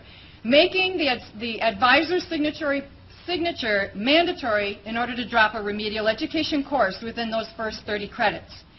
We have an early warning system firmly in place. The math department is enforcing a very strict attendance policy for the students in remedial math. One of the things we found out very interesting was that in the summer, when students come to us and they've taken the placement test and we give them their schedules, half of them drop their math in the first year. Unbeknownst to us, in terms of in summer, they will go on their own and drop. Now they're saying intervention by advisors need a signature. You cannot drop a remedial math course. But there's fear, and there's a big fear factor in math for these students. We've also looked at, and the math department will automatically drop a student if they're not attending class within the first week, and they do need to see their advisor to get back in and to have that counseling done. So there's a lot of other factors. There's a lot of factors going on in this area. UWM offers preparedness opportunities through the summer for college math for students, again, to get ready. The other thing students don't know is that they can retake the math placement test. Some of them don't know that, and they sit in these remedial courses. They don't know they can take the placement test. And they're not also being encouraged to take this early math placement test that we talked about, or that Dr. Nook talked about earlier, in high school in the junior year. So they still have a senior year left to get ready for college. But that often doesn't happen either. So we have what's called Panther Math Prep, which is a summer bridge program that accommodates different learning styles. This last year, we actually looked at 3 different types of delivery systems, one being a face-to-face, another one being online, and also using an adaptive learning techniques. We can use a lot of technologies now to work with us, and probably one of the latest and greatest and most successful are what we're calling adaptive learning techniques, and those are meeting the student where they're at. Instead of putting all of the students into, and they don't know one concept, into the lowest remedial education, remedial math course, they don't need to sit through an entire semester and 3 credits and tuition to learn those couple concepts that they may have just forgot and got it wrong on the placement test. So it's those types of things that I think will be able to work for us. The other thing is we're looking at, and it has become preliminarily some success, is our UW colleges came in and created a course design that was sort of the flipped classroom, and this is something we're getting into where really with math it's time on task. Can't do it once a week. You need to do it every day. You need to do it for several days, or for several hours, and you need to do it out of classroom as well as in the classroom. So what the UW colleges did was it's 6 hours per week. It's 12 hours in terms of homework outside of class. So it's daily math, daily math. So it's a hybrid design that also does provide for extensive student support services, and that's the other thing. These are students that have had fear with math and or forgot through high school and not had as many years in high school of math. And we do know that those that take 4 years of math in high school are much more college ready. So it's those that take fewer. Those that take math in the sophomore year, maybe not junior or senior, or even in the junior year, you can forget those concepts. Then you take the math placement test and you end up in the lowest. And what we're finding is that some of the very basic math concepts are forgotten, and yet they do know some of the more sophisticated or the algebraic terms and those kinds of things. So they will then automatically, for some reason, place in our lower math, remedial math course. So we're making a tremendous amount of changes, and probably what I'm most excited about is the curricular redesign. We currently have a 3-credit course sequence of Math 90, 95, and 105.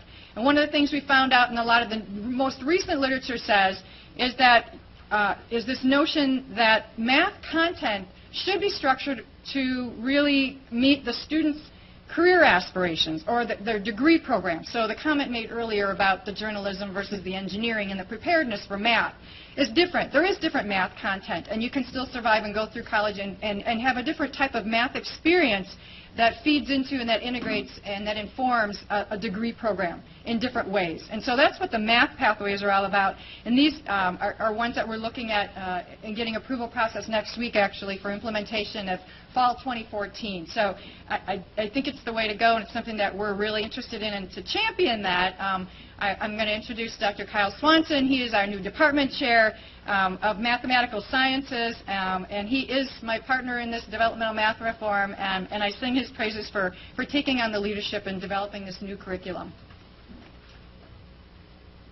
Thanks, Phil. So I was on my way back from the AACU STEM education meeting in San Diego a couple weeks ago, and I was paging through the Sky Mall catalog in the airplane, and there was a T-shirt in there that said, "Yet another day without algebra, without using algebra."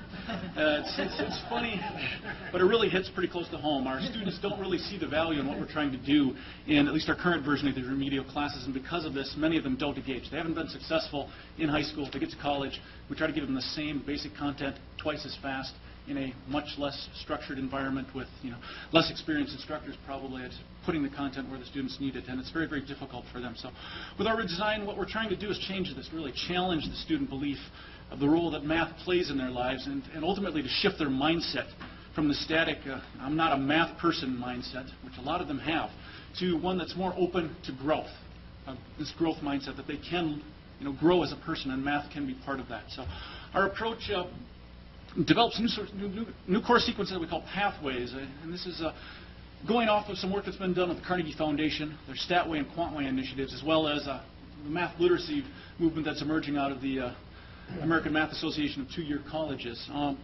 Each pathway is a two-course sequence. Sorry, pointer here. The long arrows up there are two-course sequence. The first course in each sequence is going to be remedial, and the second one then is going to be credit-bearing. Built into this is the idea that our students are best served if they take their math early in their college careers and if they take it in sequence, so that you build in sort of a level of familiarity as they step forward through their college math careers. This draws on a research base that's been developed over many years in education, namely that teaching math content along with strategies to help students persist and succeed academically is the way to work with these remedial math students to make them succeed. Our view in this whole business is that students need to view their math as being engaging, meaningful, relevant, and useful to their lives. In other words, we want to provide value to these students. So there's three basic pathways. I'm going to talk about number 1 and number 3 up here, the mathematical literacy and algebraic literacy. The UW Colleges pilot that Phyllis just mentioned here a moment ago is the second pathway. It's an accelerated pathway, but it's really very technologically intensive, and the numbers that we have don't allow us to really offer this to a tremendous number of students. And by number of students, I'm the guy that drinks from the fire hose here. I have about 2,400 students in remedial math this fall.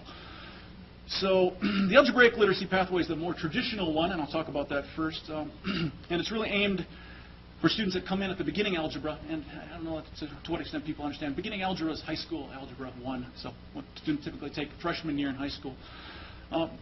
Students who come in with that level and need to move relatively quickly, gaining algebraic competency. If they're interested, for example, in becoming a STEM major or a business major, we want them to move relatively quickly through things. The primary difference from our current pedagogy is how we're going to teach these courses. We're going to do this in a semi-flipped model, and very strongly emphasizing problem formulation by the students in the classroom. The idea here is to put the students in a position where they actually have to struggle with problems. The idea of struggle came up here a little bit earlier. And to slowly build the idea that struggle is okay, that not every answer is going to be in the back of the textbook and you can find it and find your answer in 30 seconds or less. Real life problems are difficult, and we need to teach our students that it's okay to struggle with things for a while. And the research shows that this is a better way to teach math, that students actually learn better when they're confronted like this. The mathematical literacy pathway is different, and it's about taking the lower level developmental students, these Math 90 students that Phyllis was talking about a moment ago, to the college level in over 2 semesters. At the beginning of the pathway, the content is at the beginning algebra level, but progresses to the high intermediate algebra difficulty level then by the end of the pathway. In contrast to the algebraic literacy pathway, the math lit pathway, you start using these spiral techniques where you begin to reintroduce concepts and then build on them slowly and keep reintroducing them at higher levels throughout the entire pathway there. And this pathway contains a significant amount of algebra, although we call it sneaky algebra. It comes in context. We develop it in context of these real-world problems that we look at. The reason why this is the case is because we have to give these students options. They have to be able to take some other math classes. UWM has a second math requirement, a quantitative literacy B requirement, statistics, finite math, math for, so something along those lines. And we want students to succeed in these next step level classes. And we also want to have the algebra in there in case the student decides to change their mind and bridge over then into STEM or a business track going forward there. So Just an example of the type of thing that we're talking about here. And this is a graph showing the uptake. Got time going across this way. And the Tylenol concentration actually in blood going up that way. And for liquid, which is the one in red, and the one of the open squares then is a caplet one. And so math literacy is going to start with this as a beginning thing and try to get the students to understand everything that they can out of this. Which one, in a real world context. Which one of these would you rather take if you were going to have a migraine? And you get the higher concentration, of course, with the circle dots. That's the liquid delivered one. It goes right into your blood quickly. And which one would you take if you're going to have a sore knee? Try to get the students to think about things in the real-world context and then build the math then out on top of that. And the idea here is to keep the emphasis on the math, but to really have the math serve the conversation for these students rather than having the conversation serving the math, which is what we currently do. So how are we going to do this? Well, we're going to be bold. That's one thing you can't say we're not going to be. Last year, the Carnegie Foundation, 30-plus institutional partners, ran about 1,000 students through their math literacy pathways, or through their StatWay and QuantWay pathways, excuse me. We're going to run more students than that through our MathLit pathway starting next fall. And I have no illusions that this is going to be a bumpy ride to start with, but we're committed to doing it. There's a tremendous amount of work that needs to go on between now and then, advising, instructor training, and from my perspective, most importantly, building a data-driven system that really informs an evolutionary improvement with these courses in student outcomes as we go forward. And we're basing these ideas on an improvement science movement that's emerging in the healthcare industry to try to improve outcomes. None of this is going to be easy. Of course, the big part of the challenge that we face going forward is incorporating enough structure into these classes, in particular the right kind of structure, so that I can make these things turnkey for my roughly 100 part-time or graduate student teaching assistants who actually will deliver this pedagogy. So, in closing, when we look at mathematical competency, it's probably the most important adaptive function in the competitive global economy going forward. Access to higher ed itself is not going to be sufficient. We need to produce graduates that have higher levels of attainment. This is our goal at UWM. So from that perspective, from the mathematics department perspective, we view this reform as really a first step. It's experiment testing new sets of assumptions that hopefully will drive institutional innovation, provide a means for us to differentiate UWM from our peers, and then better serve our students all at the same time. So in doing so, we seek to answer the call really to recover our state's core egalitarian values, to deal with some of these ethnic minority issues that are coming up in these math classes, and really to advance a system of higher education that will meet our future needs for Milwaukee and our region and our state. So we move forward, in the words of Reverend Martin Luther King, feeling the fierce urgency of now. I just love that. So we owe this to our students and to our great state. Thank you.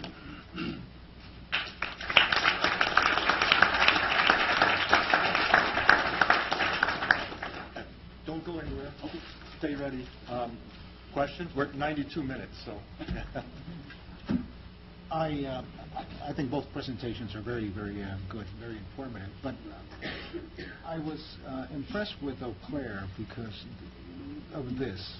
It seems that we're talking about students that can apply financial aid to pay for that course. And it applies towards credit, and it helps in their graduation.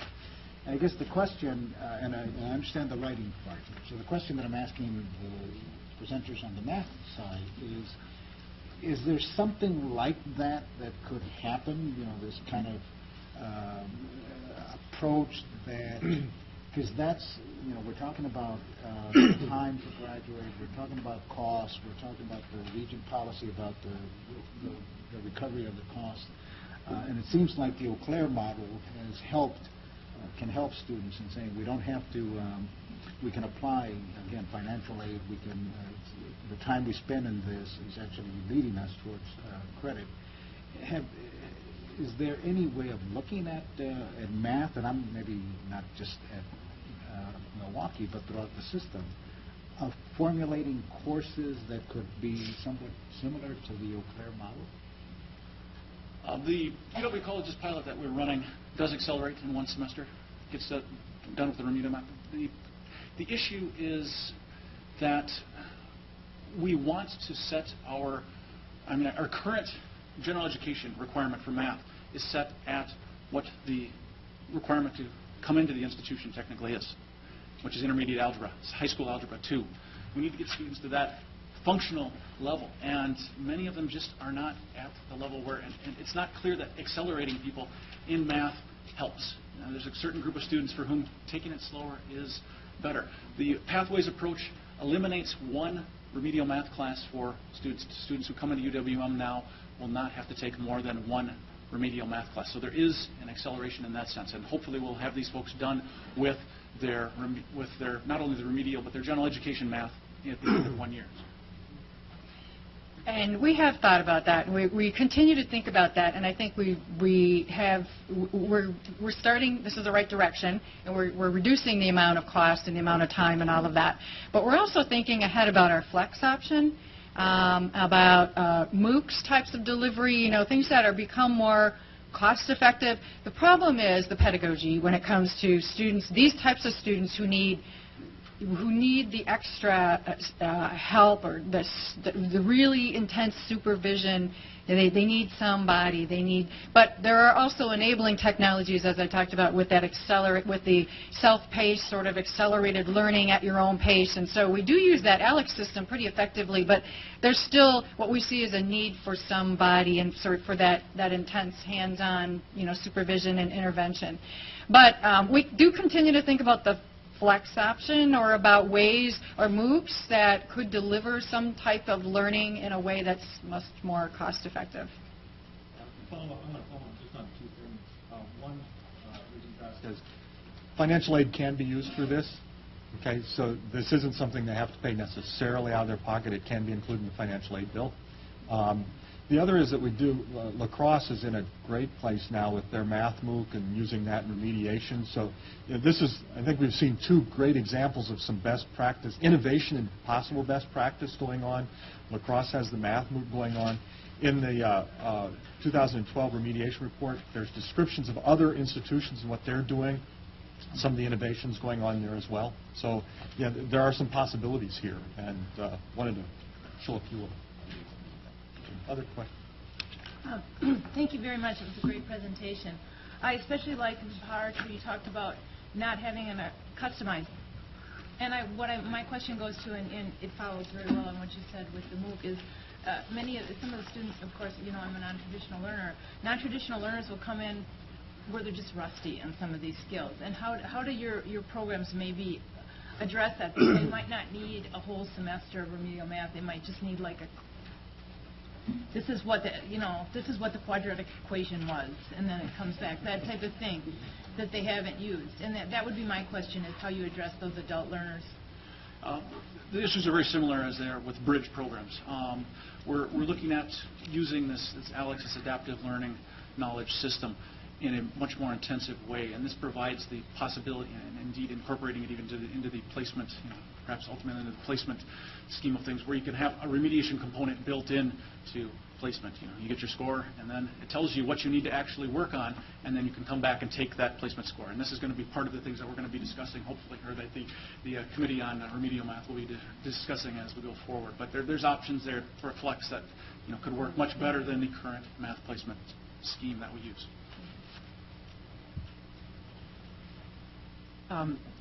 Both presentations were heartening and give one great hope, and I give you both credit. Both presentations were wrapped around and included passion. There's no question that you, in your unique ways, have a passion for what you're doing for, and I'm sure it goes on to the students. I hope it can go on to all your TAs and everyone you're trying to empower to teach this, because that's going to be a key. UWM has for many years had an MTech program developing urban education teachers that go into Milwaukee Public Schools to work off their tuition cost, in fact, in the period that they commit to teaching in Milwaukee Public Schools. I guess, Superintendent Evers, I would like to ask you again, how many math teachers in our high schools in Wisconsin right now are certified to teach the math we're teaching? Virtually all. Yeah, but I will say one of my concerns is actually at the middle school level, where the ability to teach math in 7th and 8th grade, for example, if that's in a middle school, an elementary teacher, certified teacher, can teach math as well as obviously a math certified teacher. And we're working to make sure that that is changed too. But at the high school level, the vast, I mean, I couldn't tell you Milwaukee Public Schools, but the vast majority of them are licenses. Yeah.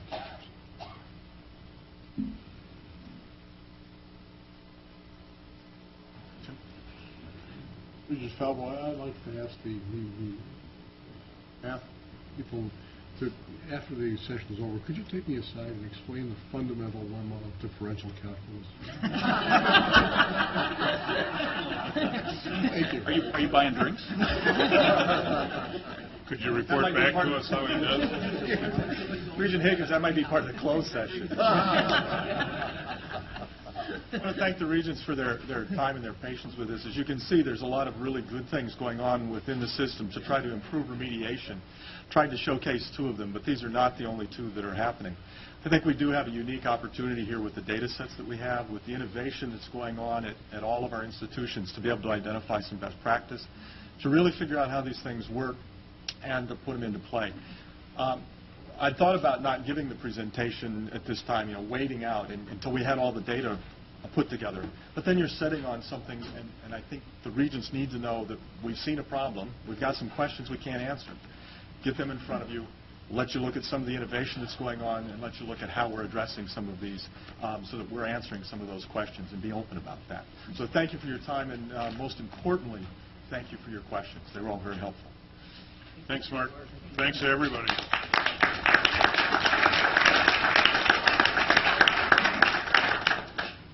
Well, would you like to move into closed session, or would you like to take a break first?